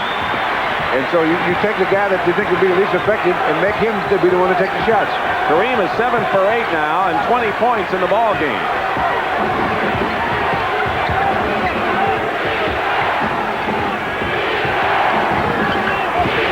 Julius Irving finds Ivaroni. Good pass by Julius. Because he knows he's going to be double teamed, and when he's double teamed, he's a great passer. Now, in order to keep a run going, you have to score at least half the times down the court and stop the other guys at least 1 out of 3. 3 minutes gone by in this third period. Magic Johnson and Malone gets the rebound, and there's a loose ball foul against L.A. That's against Kareem, and that's now his 3rd personal foul. So Kareem has 3 personal fouls in the ball game. Something to watch at this point. And that train's about 4 minutes ahead of schedule right now. 10-point lead. You know, anytime our audience hears about trains ahead of schedule, they want to know what you're talking about. And the guys trying to keep up with Moses. Tony missed. And they're fatigued. And Moses finally got the rebound, and Andrew Toney hits from the corner, and it's an 8-point game. The Lakers led by 14, stretched it to 16, and now it's an 8-point game. Jamal Wills is fouled going in. He was looking for the 3-point roll on that, and he'll go to the line. And you may have noticed in the second half, there have been no easy shots for the Lakers. In fact, the jump shot that Kareem Banks shot was only a real good shot that they've had. And they were expecting them to try the skyhook, and that's the reason that was available. As you saw there, the Lakers have been outscored by 43 points in the second half by Philadelphia, and they've held the top shooting team in the NBA to only 41% shooting because of that defense. It's an 8-point lead for the Lakers. It was 16 just a short while ago. Now it's 9 with 8:23 remaining. We're in the third period. I think that run is over now, and they'll just play even for a while, I think. And you talked about another run, which we'll discuss in a moment. Irving missed. Kareem clear. Michael Cooper has Tony right in front of him. Johnson goes straight to the hoop and is fouled. Ivaroni and Julius Irving were inside. Rambis goes out, and Landsberger comes in. Ivaroni has 4 personal fouls. He is in foul trouble. And Magic is on the line, shooting 2.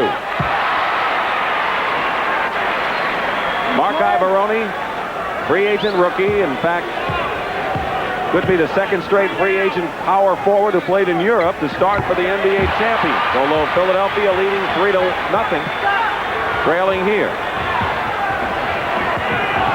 Magic is 9 for 9 at the free throw line in this game. LA by 11. 5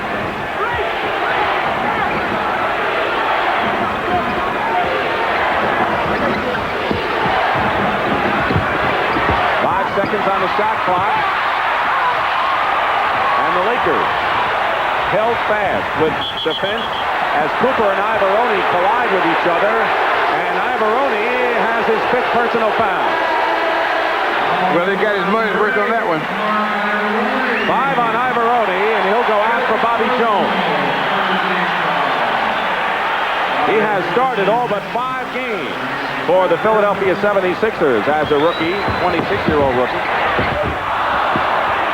Turnover gives it to Philadelphia.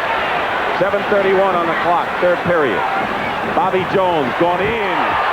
Can he fly when he gets ahead of steam?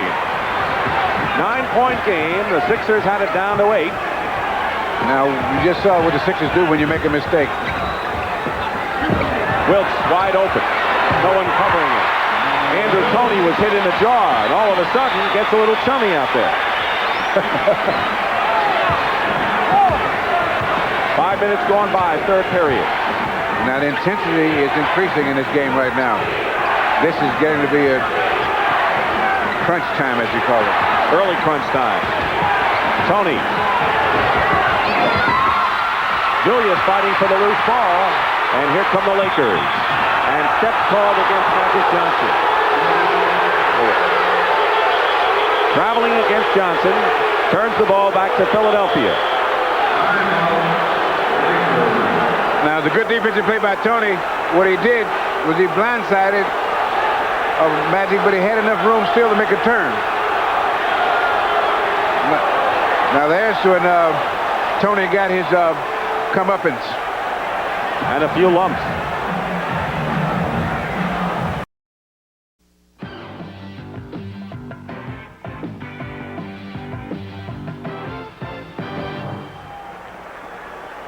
And right now, let's go to Pat O'Brien, who's with a big redhead.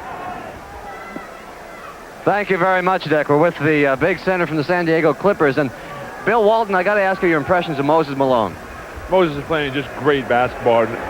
You know, right now he's very, very quick out there compared to most big men, and that's probably his greatest asset besides his durability and his endurance and just, you know, tremendous stamina over the course of the game and the course of the season. Fine ball player, having a great season, ending up in what appears to be a championship. Who are you rooting for, quickly? Yeah, I'm rooting for the Lakers, but I think the Sixers are going to beat them. Okay, back to Dick Stockton. All right, Pat. Thank you. The starting front line for the Lakers of Kareem, Wilkes, and Rambis have outscored Philadelphia's front line of Ivaroni, Irving, and Malone by 19 points. Bobby Jones fall away. Kareem gets the rebound. Out of bounds, it's still Laker ball. So as Bill accurately signaled an end to that Philadelphia run, it's an 11-point lead with less than 6.5 remaining in the third period. How far behind can Philadelphia get now? Wilkes. Malone had it and lost it. And Wilkes comes in. Wilkes again. It's now 13, Bill. They cut it down to 8. They still have to make another run at the end of this period or the start of the fourth period. That's what I was talking about, his second run. Team foul, 3 against Philly, 2 against the Lakers. Toney is clobbered by Jamal Wilkes.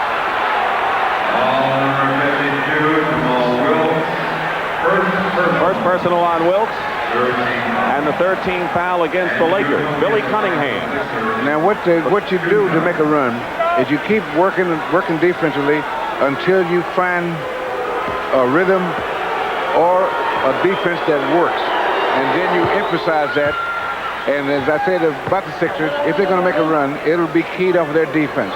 Because when they play good defense, they are a great shooting team also.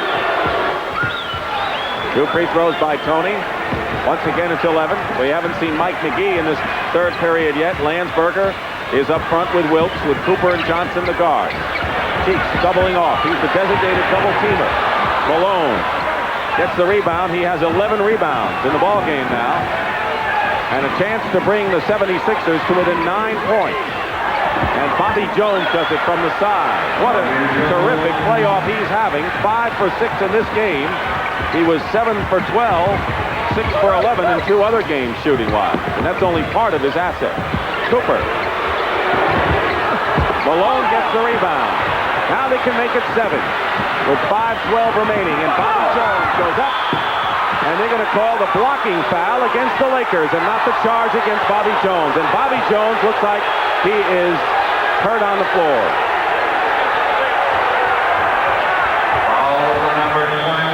It's against Cooper, but Jones is shaken up. 3 on Cooper, but the concern is Bobby right now. Now here's the play. Murray Sheets has the ball, he handles it. Bounce pass to Bobby Jones, and there's the play right there. Now let's see where he lands. I think his head might have hit the floor. Here's another angle of the same play. Let's see how he lands. That's the thing there. There's where he hit his head on the floor. Philadelphia will take a timeout. By Menon. Bobby Jones just shook his head and said, yeah, I think I'm all right. I think what happened here is we take another look at that play again, is that Jamal Wilkes kind of hit him with his foot and inadvertently stepped on him as he went by, and so that's why Bobby Jones took a while getting up. But he remains in the ball game for Philadelphia. And by the way, Kareem Abdul-Jabbar has now passed Elgin Baylor and has now moved into 3rd place in NBA playoff scoring. He has Jerry West and John Havlicek. West, the all-time scoring leader. Havlicek is 2nd. Earlier, he surpassed Wilt Chamberlain. 20 points in the game. Philadelphia continues consistent shooting. LA is down to 25%, reminiscent of their 19 that we saw in the second half. Last game, the Lakers shot 2 of 14 from the field in the 3rd quarter. Right now, they're 4 for 16. And what the Sixers have done is they've fine-tuned their defense and decided who would do the shooting and keeping the key guys from getting their shots. This is as close as the Sixers have come, 8 points. They had it earlier in the 3rd. Now it's 8 again with 4:52. And Cooper gets past Malone and scores. So it's a 10-point game again. You have no idea what a great play that was that Magic Johnson just made. If he were 6'6", he couldn't have made that play. Julius, open is Bobby Jones. Jones continues to shoot the lights out of the basket, has 13 points on 6 for 7 shooting. I guess the headache's not bothering him a whole lot. Kareem looking inside, finds Magic. Good pass. So the Lakers are getting effective passes inside. Last time by Magic, this time by Kareem. It's a 10-point game once more. And that's the only way you can beat that Philadelphia defense, is stretch it out and cut without the ball. Malone. LA ball. Malone yells foul. Gets no respect. And here come the Lakers right back with Cooper. Wilkes. And the Lakers, after struggling a bit this period, are doing the job off the offensive glass impressively. And now here's that pass by Magic. The defensive man is playing him, doing a good job on him. Now he's going to make a great pass with all that defensive pressure right there and relieve some of the pressure on them because they were having a hard time getting inside. Clint Richardson has replaced Andrew Toney. There's Clint. Now you'll see when Clint Richardson goes on defense, he will try to pressure Magic Johnson in the full court so that they can take away. He's controlling the tempo of the game for the Lakers, and they want to slow it down a little bit. Cooper goes out, Mike McGee back in.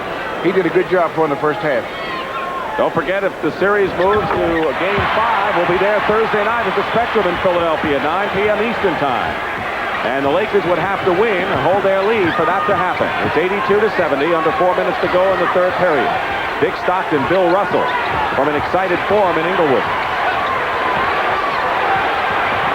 8 seconds on the shot clock. Malone inside. A foul.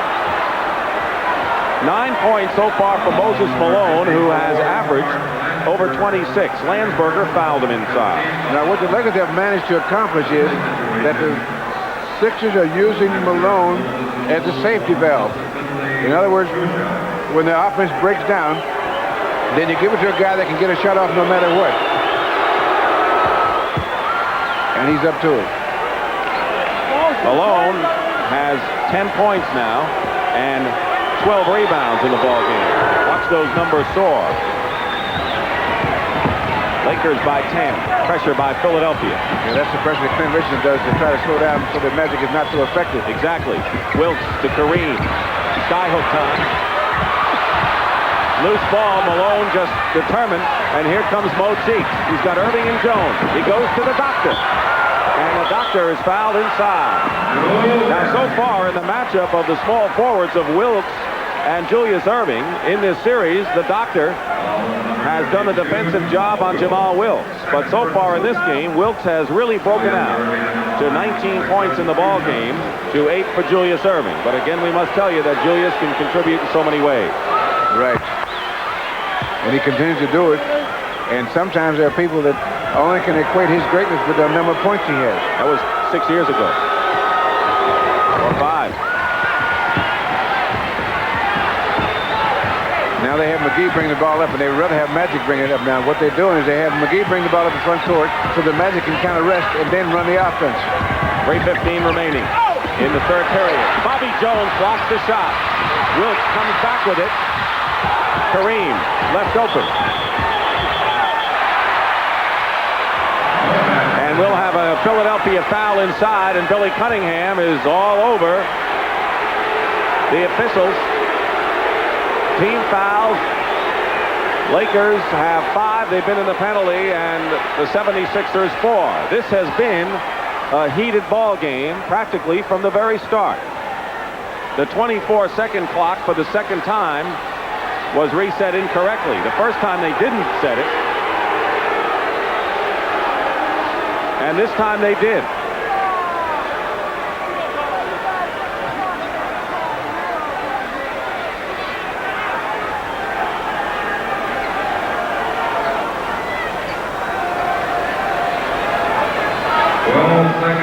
Cunningham with a great winning percentage in regular season and the playoffs, led his team to 65 wins, more than any other team in the NBA. One of the top records in the history of the league. But Philadelphia has not won that championship. In fact, they haven't won a title since 1967. 3:05 remaining in the third period. This is the closest the Sixers have come. 8 points. They haven't been able to get under the 8-point barrier. Mike McGee. Landsberger keeps it alive for L.A. Malone knocks it away to Cheeks. Fine defense by Moses.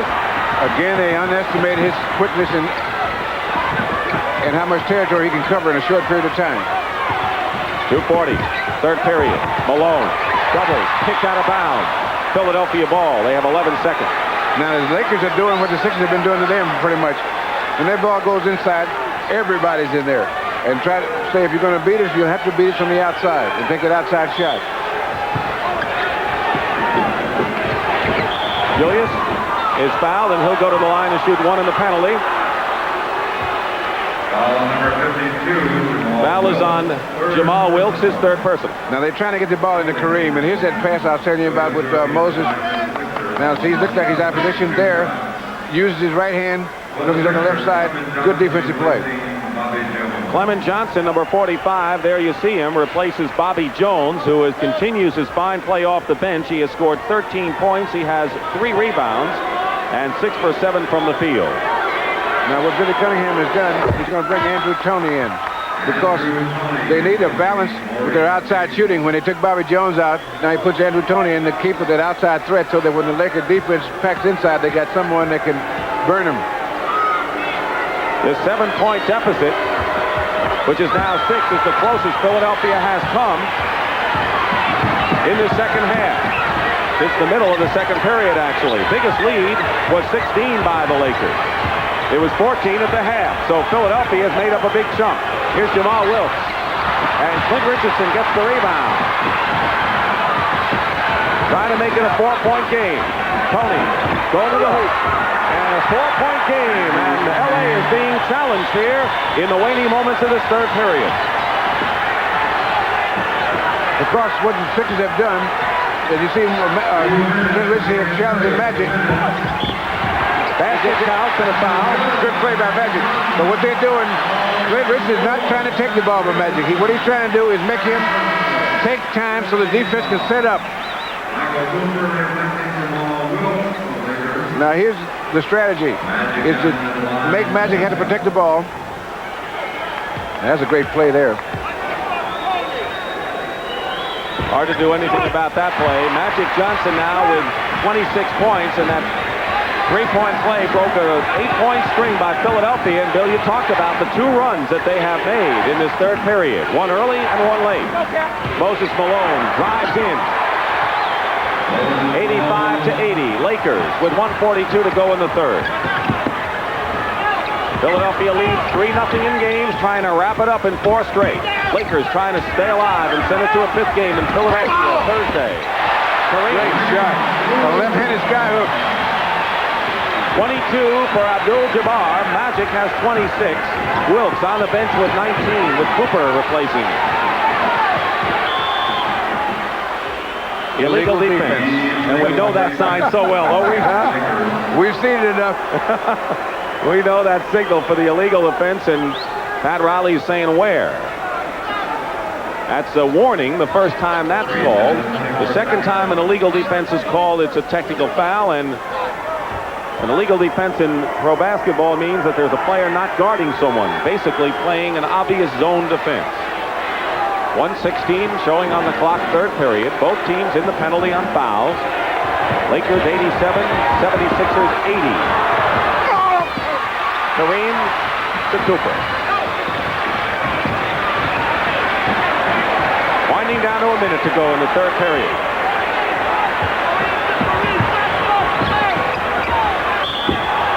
And we have an offensive foul against the Lakers that sends Kareem into a rage. And that's why 4 fouls on Kareem, and now Dwight Jones is going to have to come back in. Now here's the play. Now a good acting job by Moses, because no one can push him that far. Why is it so easy to do out there and so tough to do inside, right? Closest, the Sixers have come 4 points. It's a 7-point game now, but Kareem is on the bench with 4 personal fouls, and Moses Malone is fouled going up. And that train is running about 10 minutes ahead of schedule. Kareem is on the bench. He has scored 22 points. But what do they say about Moses Malone? At a certain point in the ball game, he says, I'm tired. But if I'm tired, the other guy must really be tired. Now I'm going to start to play. Well, see, now Mark Lansford is doing a good job. But he's just wearing him out. You see out there 2 or 3 minutes of pushing with him. He loves it. And as the game goes, it gets more and more effective. 40 seconds to go, third period. 5-point lead for the Lakers. They have 15 on the 24-second shot clock. Into Dwight Jones. Tips it up and in. Second try is a charm for Dwight Jones in his first basket. Philadelphia trying to get the last points here. 17 on the shot clock. There's a 5-second differential between the shot clock and the game clock. Malone. Short shot doesn't make it. And here comes LA. And here's Cooper. And Bobby Jones fouled him from behind, but he made sure Cooper wasn't going to get the basket and the foul, wasn't it? That's the kind of play you have to make. You have to try to make. As I said earlier, Julius is the only one I've seen to be able to pull that play off without fouling, although Bobby Jones got awful close on that one.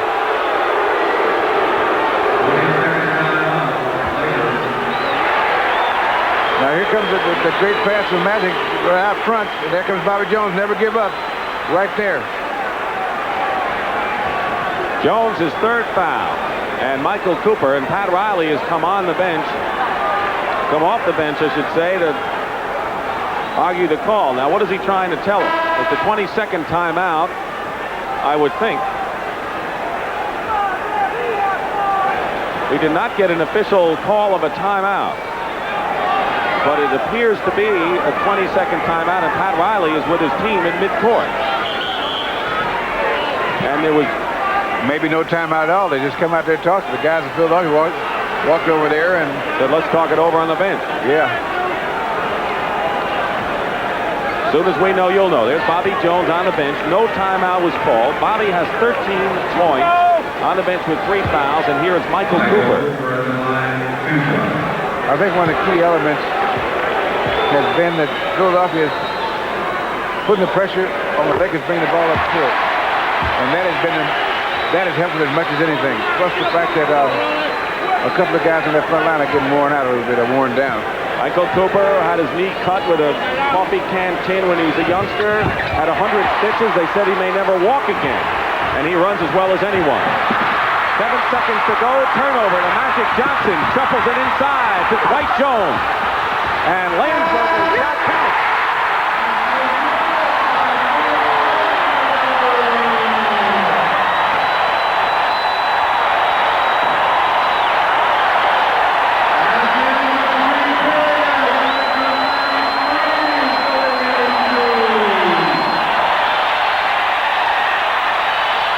Here's how it happened, and Landsberger's shot counted at the end. He just got it off inside. Great pass. Shot was missed. Ball bounced away. Max Landberg comes up. 2. And we'll return to the forum after these messages and a word from your local station.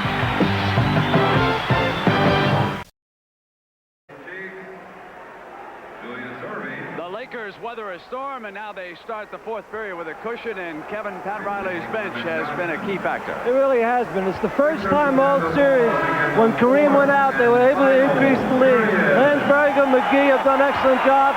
Dwight Jones has helped, but Philly is such a veteran, tough club, they'll be back. The main man for Billy Cunningham has been Bobby Jones here tonight. Bobby Jones has had a great series, not only tonight, he's been shooting the ball very well from outside and has played great defense as usual. Let's go back now to Dick and Bill. And there's the man, Bobby Jones, off the bench, but the Lakers, for the first time in this series, are in front after 3 periods of play, 93-82, as you look at the scoring off the bench, and with Jones as key man with 13 points. So the likes of McGee and Landsberger, unlikely cast of characters for the Lakers in this championship series, forced to play with the injuries to Nixon and McAdoo, keeping them on the bench. Clint Richardson off the glass, and we have a push against the Lakers, and Michael Cooper may have picked up number 4. Now the Sixers are going to have to make another run. Early. Fairly early, within the first 3 or 4 minutes. And then after they make their run, they figure they can play anybody even going down the last 5 minutes. Kareem with 22 points on the bench with 4 fouls as we start final 12 minutes. Clint Richardson, for those who of course are aware of his fine defensive play and his rebounding ability inside, actually broke Elgin Baylor's scoring record at Seattle University, where he was a forward. And that was just on pure athletic skill. Jamal Wilkes returns.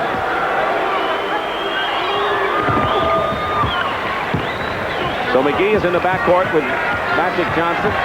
Landsberger up front with Jamal Wilkes and Dwight Jones to center. Lakers trying to hang on without Kareem. Dwight Jones guarded by Ivaroni. Rebound by Malone. Giving everyone a message with that rebound, I think. 9-point game. Lakers lead. Ivaroni misses, and Mike McGee comes down with it. 4 rebounds for Mike McGee. Wide open. The whistle. No basket. Landsberger tipped it in, but no basket. We have a loose ball foul called against L.A. Dwight Jones. And that for Jones will be his 3rd personal foul. Kareem has 4. Cooper has 4 for the Lakers. Ivaroni 5 for Philadelphia. No one else has as many as 4. Philadelphia trying to wrap it up in 4 straight.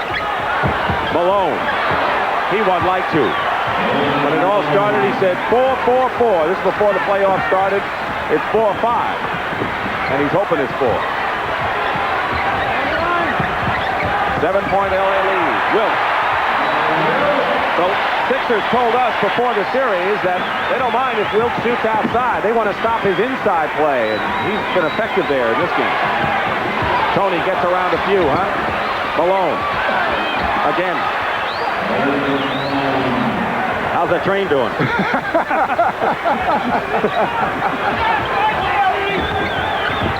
7-point lead. Philadelphia trailing the Lakers. Wilt driving in. McGee fights for the loose ball, and Julius picks it up. 2 minutes gone by, final period, and Irving throws it away, intended for Clint Richardson. And the Lakers reciprocate. And Richardson put the pressure on the ball, and then the Lakers threw it away. So they get it right back. And this is the kind of stuff that drives a guy like Pat crazy, make him want to change tailors. Kurt Rambis is going to come back when we return.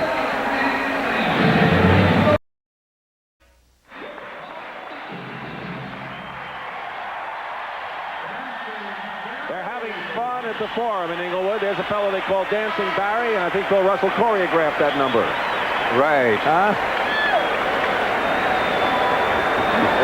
I think people know that's not the case. There's Rambis who's in the ballgame. Interesting, Bill. That's the guy that choreographed that.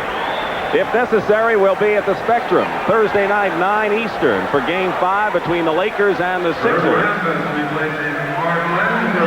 Landsberger is replaced by Kurt Rambis. Moses Malone, the king of the offensive glass, has no offensive rebounds in this half. Kareem, with 4 fouls, remains on the bench with 22 points. Pat Riley would like to bring him back, but hopes he has a cushion when he does. Irving makes no mistake on a feed from Andrew Tony.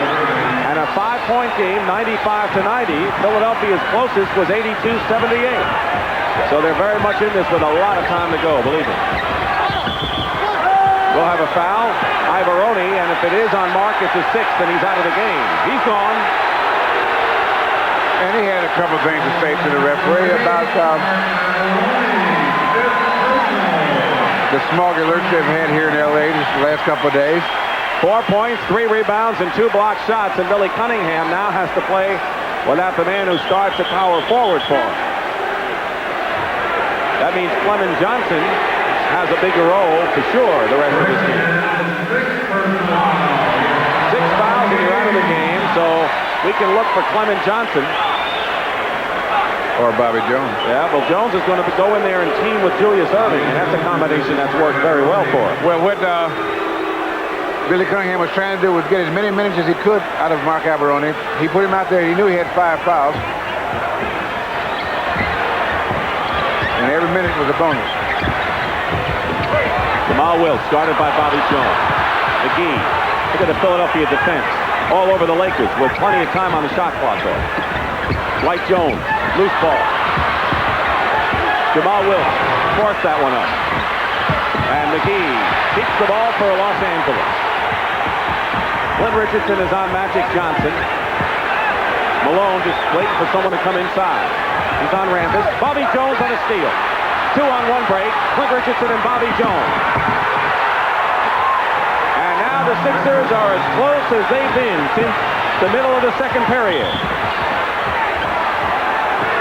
And it's quieted considerably here at the Forum. And the dancing is stopped for the moment. Kareem has to come in. Pat Riley would have liked a bigger cushion, but he has no choice now. Yes, the first half, the Lakers were managed to play fairly well without Kareem, but not the second half because Philadelphia's on a roll. They got their defenses going now. Dwight Jones is out.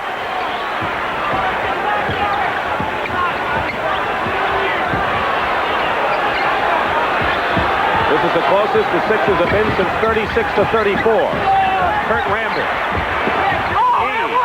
And Malone gets the rebound. It could be a 1-point game. Bobby Jones. The doctor. And Philadelphia is gaining a lot of momentum, not to mention confidence, which they seem to always have. And extreme patience. They never once were they.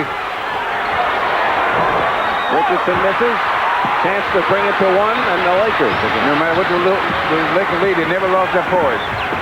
8:20 remaining. We're in the 4th period of Game 4. Magic. McGee tips it in. Mike McGee not only is helping the Lakers in Game 4, he's helping himself for next year. Malone comes out of nowhere for his first offensive rebound of the half and is fouled.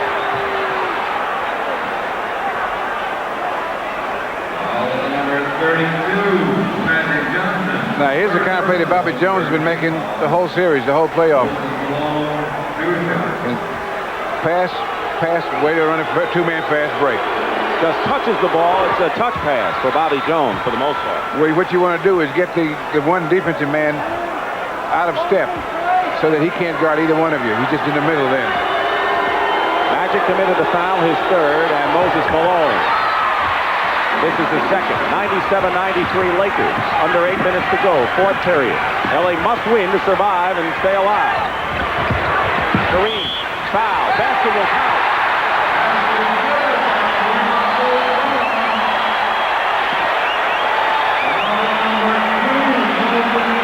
Foul is on Moses Malone. That's his third personal foul. 3 on Moses. The 76ers have beaten the Lakers 5 straight times this year, twice in the regular season and 3 more times here in the championship.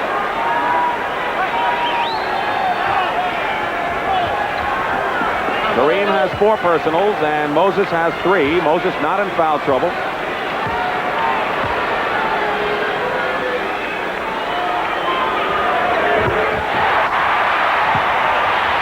Seven-point lead for the Lakers. Cheeks. Second-year man McGee guarding Mo. Malone.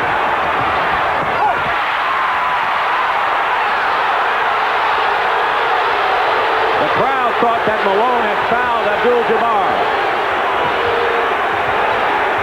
Just a thought. Crowds don't think. Oh. They react. Wide open is McGee. Malone is fouled by Kurt Rambis. A loose ball foul. And that'll be the 14th foul against Los Angeles here in this fourth period. And 4 on Kurt Rambis. Offensive rebounds this half. The Philadelphia 76ers make a living on offensive rebounds, but in this half the Lakers have had the edge, even though Philadelphia's come back on the scoreboard. That shows you what statistics can do for you. Right. Tony. Shuffles into Doc. And Magic Johnson in control with Andrew Toney trying to get his way. Bobby Jones with another steal, and it sounds like a broken record. Cheeks driving in. Malone. Another offensive rebound. Another one. Look at that. What do you do about that? Well, Kareem was never in a position to stop him because he's reacting defensively, and he never once... Moses got that first shot off. It was all catch-up, and no one ever caught him. Remember we said Malone hadn't done that much statistically? He has 22 points, and he has 19 rebounds, the most he has had in this series.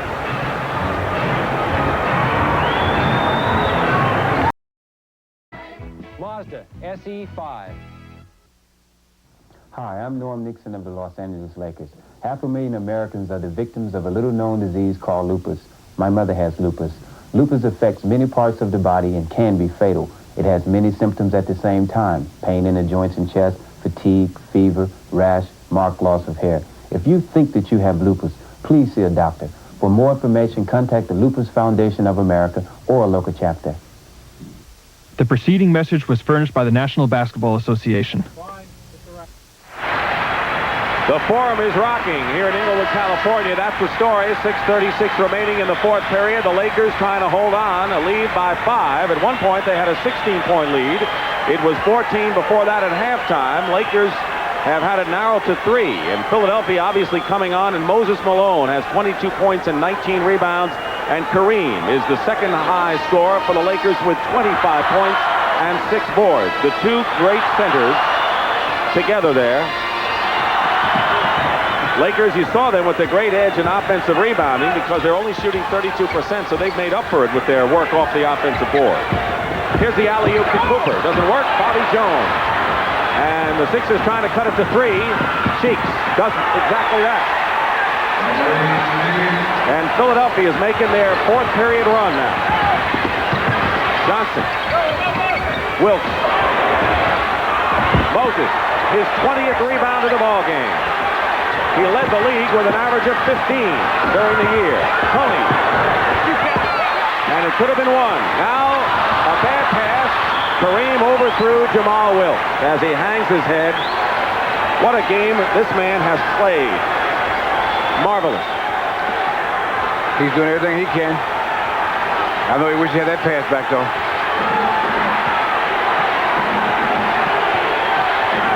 .540 now remaining. Rambis got a piece of the ball, and it's L.A. Good defense. The weak side helped out just in time, then. That's the only way you can stop that play. The guys away from the ball. Lakers have fought back the Sixers every time they've come close. And they're going to call Clement Johnson with the foul on Kareem. And that'll be the 14th foul against Philadelphia. Here is Marcus Allen, the sensational running back for the Los Angeles Raiders, and he told us that his parents celebrating their 25th wedding anniversary. Super guy from Southern Cal. They had been his first year in the NFL. Magic missed the layup inside. That was a difficult shot. Tony on the move. And a Laker foul, and that'll put him in the penalty. There's a foul. No, that was no foul. A person that whatever he was in taking told him he could guard Moses. So he's going to go out there and help. You were talking about the crowd before, I believe. 3-point game, 197. Lakers lead by 3. Winding down to 5 minutes to go. 4th period. Tony throws it up and draws the foul, and he got the 2-shot foul out of it. And that is the 15th foul on the Lakers. Magic Johnson has his 4th foul in the books now, and Tony will go to the line. Now, Billy Cunningham is bringing Julius Erving in for Bobby Jones. And now this is the time when the game is going to be decided. They've made their run, and now they're going to go down the stretch, trying to see if they can pull another run out of it. Tighten down the defenses and get good shots as much as possible. Whatever happens, the Lakers have made a sensational performance tonight out of this game using little-used bench people because of the injuries to Norm Nixon and Bob McAdoo who haven't played in the game. People like Mike McGee and Dwight Jones have had to play a lot. It's a 1-point game, 100-99. The Lakers trying to salvage something. Tipped up and in by Kurt Rambis. And it's 3 again. Tony again against Wilkes. Moses Malone. Taps it to Tony. And it's 1 point again. And Moses kept that ball alive. And now the train's on schedule again. Philadelphia 76ers making the run, trying to wrap it up in 4 straight. Trailing by a point. 4:15 showing on the clock.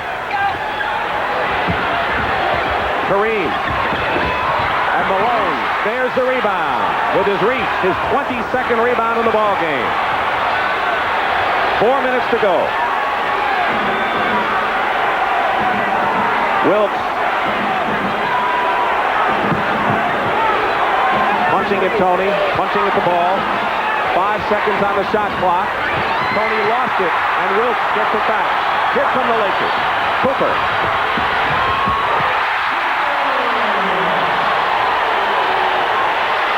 And the Sixers won a timeout after that Cooper basket, but Wilkes got the measure of Andrew Toney on their 1-on-1 duel at the other end. He was able to distract him to make him concentrate on beating him one-on-one, and he's able to steal the ball right there. Knocked it loose and he went for the ball. He finished off that defensive play. A defensive play isn't finished until you've got the ball. And here's the Cooper basket that puts the Lakers up by 3 with a timeout. Now course, the Jerry Cooney-Philip Brown fight scheduled for June 18th has been postponed because Cooney has an injured knuckle on his left hand. But June will still be a great month of boxing on CBS, and it will start live Saturday on CBS Sports Saturday with that Marvis Frazier-Joe Buckner bout.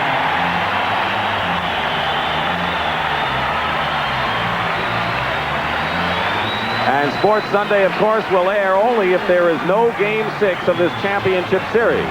Moses Malone trying to make sure there's no Game 5, as he has 7 points and 9 rebounds in this period, and his game totals are that great. 22 points, 22 rebounds. Now the question is, with the score 104-101 Lakers in 3:35, when LA goes on offense again, will they go to Kareem, which they did considerably the last time? Malone knocks that away. Still Philadelphia ball. They have 11 seconds to try a shot. Magic has 26, Kareem 25, Wilkes 21. That's 72 of the 104 that the Lakers have by those three. Tony misses and Rambis gets the rebound. Malone thinks he was pushed. He was into the second row. 3:15 to go. Fourth period. 3-point lead. And they'll call a foul on LA and 5 on Kareem. Now, what Magic called for was Moses went out of bounds on the last rebound and said, beat him up, Cap, and try to get inside and shoot. So Kareem is playing now with 5 personal fouls, and he's got to play with 5. Lakers have no other choice. 3:03, winding down to 3 minutes to go in the game. And a push by Wilkes. And Tony can try to bring the Sixers to within 1. For Jamal, that is his 4th foul. As far as the timeout story, the Sixers have 2 timeouts plus their 20 remaining, and the Lakers have 3 full timeouts to go. Clement Johnson is asked by Earl Strom to quietly move along to the lane. I don't think that's... All right, Dick, he asked him. All right, he said, get over here. Tony has 22 points. And what Tony's doing is carrying the load for the Sixers offensively. And in a lot of teams, this would be a bad thing. But what he does allow them is to concentrate on defense. He is 11 of 12 at the free throw line, so under 3 minutes to go. It's 104-103 Los Angeles. Lakers over the limit in the foul. Sixers have committed 14 fouls. Kareem. And it's 3 points again. At one time, the Lakers owned a 16-point advantage early in this third period. Philadelphia has come to within 1 on several occasions. Maurice Cheeks gets inside and is pushed, so he'll go to the line. So Philadelphia is drawing fouls at least. They're making the Laker defense break down, especially on the weak side. That's the 5th personal foul on Michael Cooper, Russ. So with Bobby Jones, by the way, coming in, replacing Clement Johnson. Cooper has 5 and Kareem has 5. I would think that if this game were to move into overtime, that might be a disadvantage for the Lakers. They are undermanned as it is. Cheeks can come within 2 as he missed the first.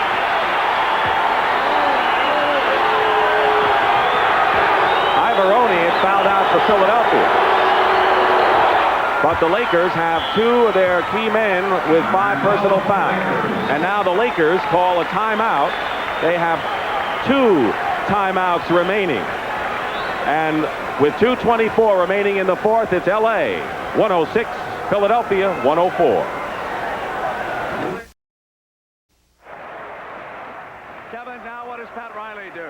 Pat Riley has to bring the ball down in deep to Kareem. He scored the last basket. I look for him to go one-on-one with Moses. What will Billy C do? Billy has gone to Andrew Tony down the stretch an awful lot. He has so many big guns. It could be Tony, Doc, or Moses. But look for Tony to go a little bit one-on-one. Let's go back to Dick. All right, Brent. We're getting a sizzler here in Game 4. Pat Riley trying to keep his wounded team alive in this championship. Force a Game 5, and we'll be there Thursday at 9 o'clock from Philadelphia if the Lakers win. They have 15 seconds on the 24-second shot clock, and the Sixers playing their usual tight team defense.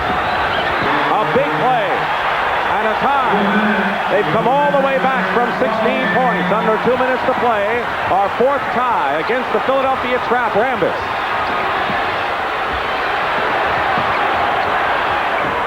The 33-year-old Julius Erving with a big play. And Magic Johnson goes in and is pushed inside.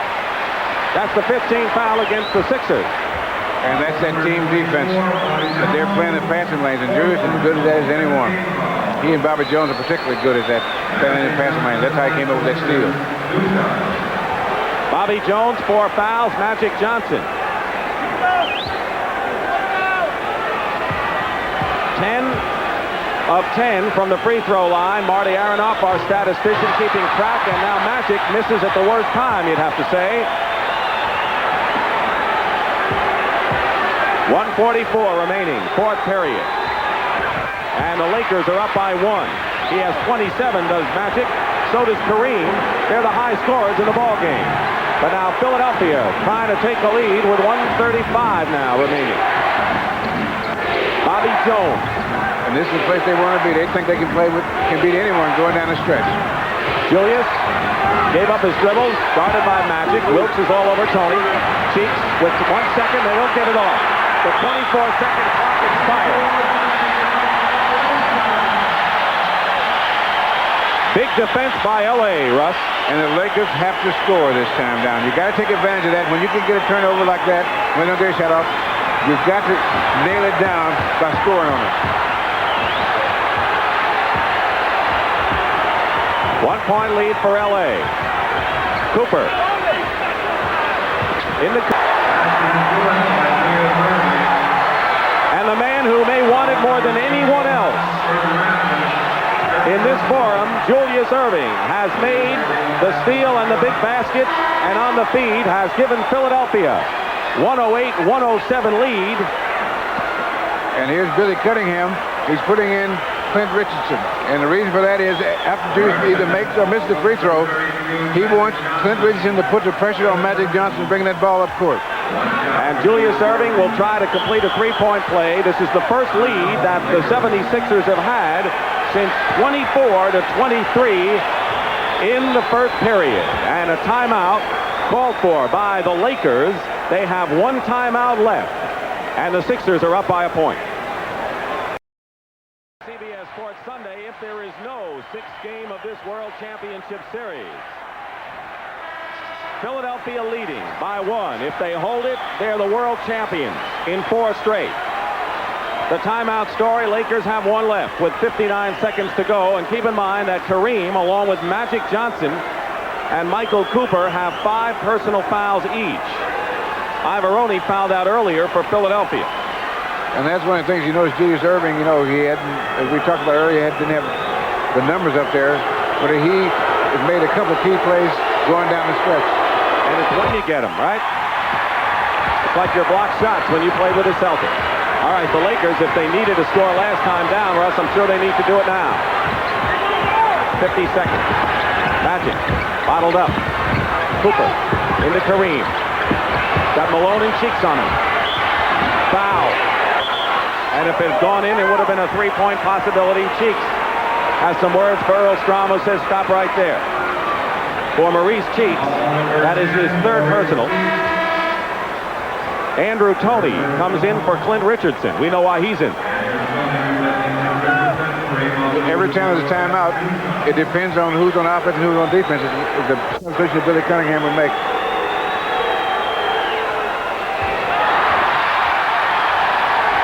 The Lakers are 9 of 11 from the line this half. Philadelphia, 22 of 25. 42 seconds remaining. Pat Riley, who guided his team to a title last year over that man, Billy Cunningham. Maybe a reversal this time around. And Kareem, 8 for 10 from the line. And it's 109-108 Philadelphia with 40 seconds to go and 20 on the shot clock.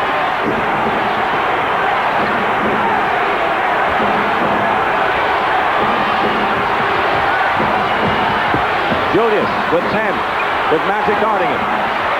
Irving outside, hits a big one. A big basket. And a 111-108 Philadelphia lead, and the Lakers call their last timeout. And the Sixers are doing exactly what they thought they could do. They come in, stay in the ball game, maintain their poise and patience. Made the runs when they had to make them. At the start of the third quarter and the end of the third quarter, made those 2 runs to get the ball game where you're right in the middle of the ball game, and they feel their execution, their defense will make them beat anyone going down the stretch. In every game, the Lakers have led at the half, but for the first time in the series, the Lakers carried their advantage past the third period mark. But that didn't seem to bother the Philadelphia 76ers, who I guess are playing with such a supreme confidence that they know that they have so much confidence in their team defense that they can put it on and clamp down when they have to. And I guess that's why you said at the top that you think Philadelphia ranks with some of the great teams in NBA history, including some of the teams you played with. Right, because they are an outstanding defensive team. And in the championship, defense is always consistent. A guy can shoot, be a great shooter, a good scorer, and the defense can throw him off a little bit. But if you're essentially a defensive team, you'll always be in it. All right, L.A., 24 seconds to go. They need 3 points to tie. Well, what they have to try to do is get a basket any way they can and try to create a turnover defense. It's not time to go for a 3-point shot. Do they try to score fast and foul in a hurry to stop the clock? Well, it depends on who has the ball. But the Sixers don't have any real bad free throw shooters out there. In fact, they don't have any bad free throw shooters out there. So there's no one you could foul, really, without the danger of making them both. Remember 1977, we owe you one, and it came back to haunt the Philadelphia 76ers when they lost to the Portland Trail Blazers. They have come close before, but never this close. If this score remains the same, I mean, the outcome remains this way, the one thing you have to acknowledge is that some people are looking for to see what's wrong with the Lakers. There's nothing wrong with the Lakers. It's something good about Philadelphia. Right. You know, it's not a matter of one team losing. It's a matter of the other team winning. Now, this Philadelphia team has been a great team all year.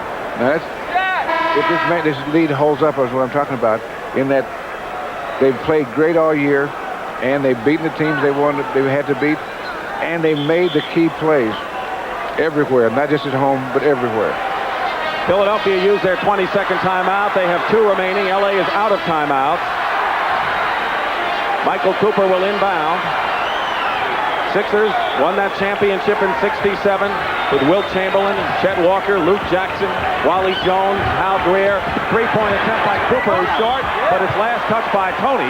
So with 19 seconds, the Lakers still have a shot. Now this game is far from over. Now Kevin Loughery's been in a lot of down-to-the-wire games where amazing things. I don't think they're going to play that 1 second. Pat Riley and Billy Cunningham, Warriors, great coaches together. They're both great young coaches. They asked Julius Erving, would you rather win it at home? And he said no, because that would mean 72 hours more of wondering, and I've wondered long enough. Julius has his ring. Moses Malone did what Philadelphia wanted him to do. The champions of the NBA 1982-83.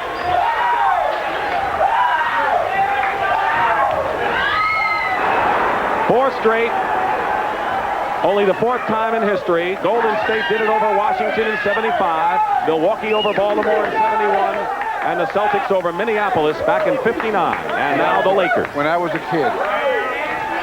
Yes. Sixer dressing room. And the man who came alive with 24 points, 23 rebounds, and 3 block shots. Question as to whether Billy Cunningham will come back to coach, but that's not the main issue right now. All right.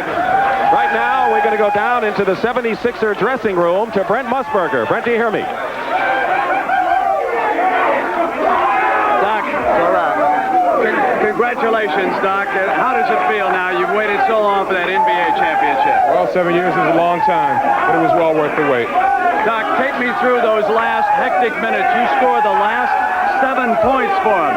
The first field goal comes on the steal. I think it was just a matter of opportunities coming. There you go, Bill.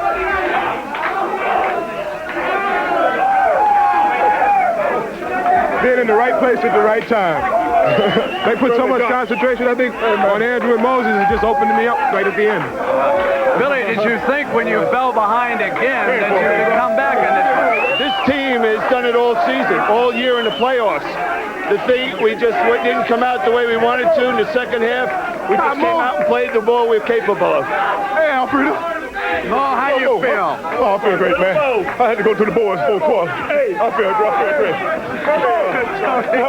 Hello, Alfredo, and Mr. Gill, my mother, Mary Malone, and my little boy, Jamal. Talking. I'm on. Hey, Mama. Hey, 52-66. All right. I'm on. Oh, come here a minute. Just if we can be serious. Moment, for just a moment. Did you, at any time, when you said 4, 4, and 4, have any doubts about what you were saying? Did you really think this team was that good? You know, I felt that we were a strong team, and I thought we could go 4, 4, and 4. But against Milwaukee, the 5th game, that they got more aggressive than us, and we showed a lot of courage tonight by coming back in the 4th quarter. I figured that, last night I thought that we could win by 5. We play our game. All right, Mo, congratulations. Thank you. This has been a memorable playoff series. Not only Philadelphia winning in 4 straight, but let's go back now and show you how the playoffs started. It was Atlanta and Boston in the Boston Garden. Playoffs began with Tree Rollins and Atlanta going down against Danny Ainge and the Boston Celtics.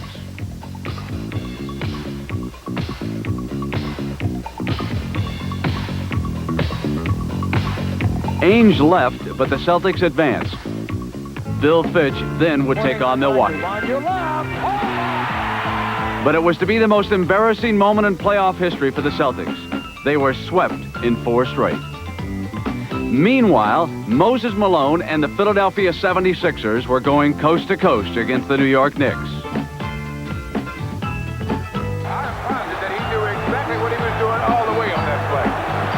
The Knicks had a chance. The score was tied. It scores with 2 seconds to go. And the Knicks will have to fire it up. They know the game is over. And Philadelphia has won again. And out west, a 36-year-old marvel by the name of Kareem Abdul-Jabbar was leading the Los Angeles Lakers past the Portland Trail Blazers.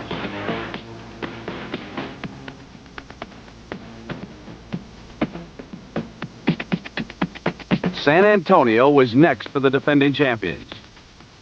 And their fast break was never more lethal.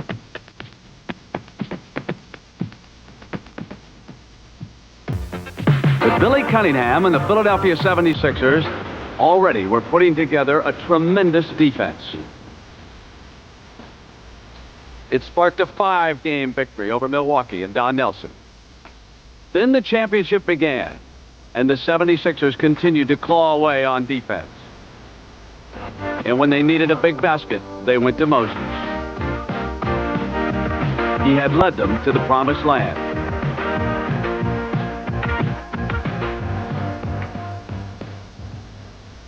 Murray O'Brien, and the commissioner has the trophy presentation to make to the victorious Philadelphia 76ers and their owner, Harold Katz. Commissioner? Well, thanks, Brent. First of all, let's all have a special nod to Dr. J, Julius Erving. This has to be a great, great night for him.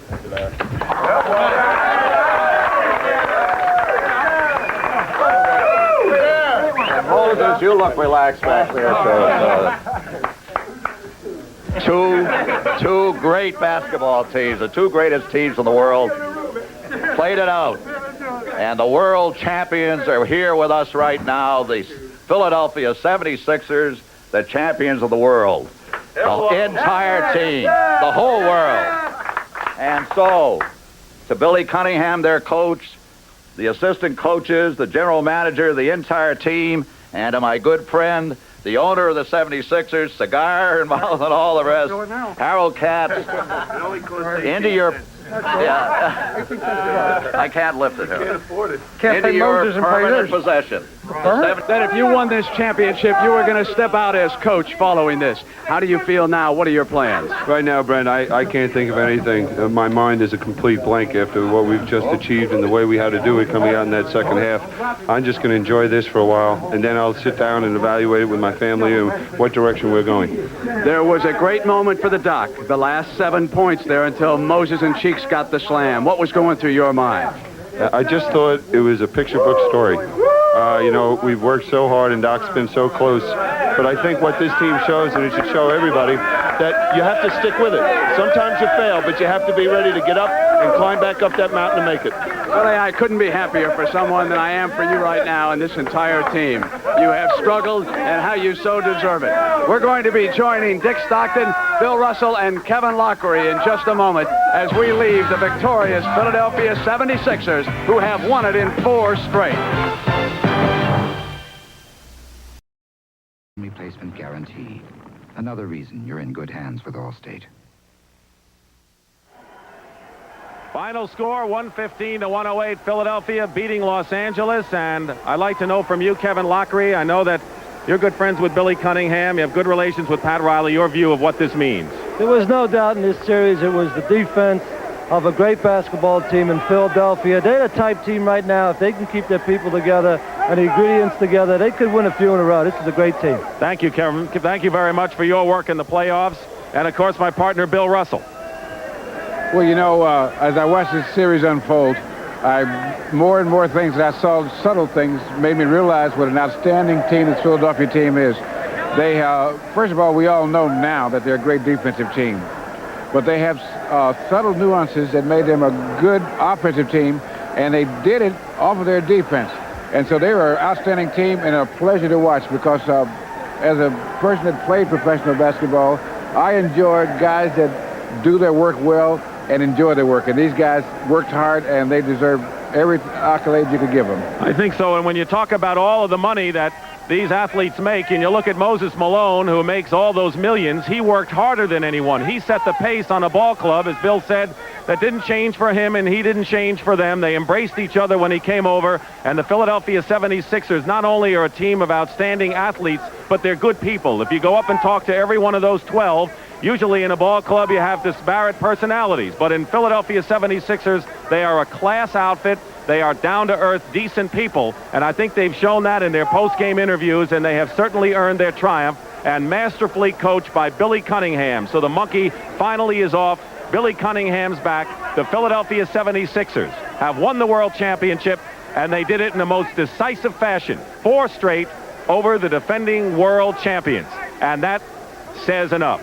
I want to thank Brent Musburger and, of course, Kevin Lockery, and Pat O'Brien, who's done a fine job, and of course my partner Bill Russell, who's still the greatest name in professional basketball. And we also want to thank the people that have made this telecast happen, not only tonight but throughout the season. And they include the executive producer of NBA basketball on CBS, Ted Shaker, and our producer, Michael Burks. This has been practically a year-round task for these fellows. Sandy Grossman, our Emmy Award-winning director.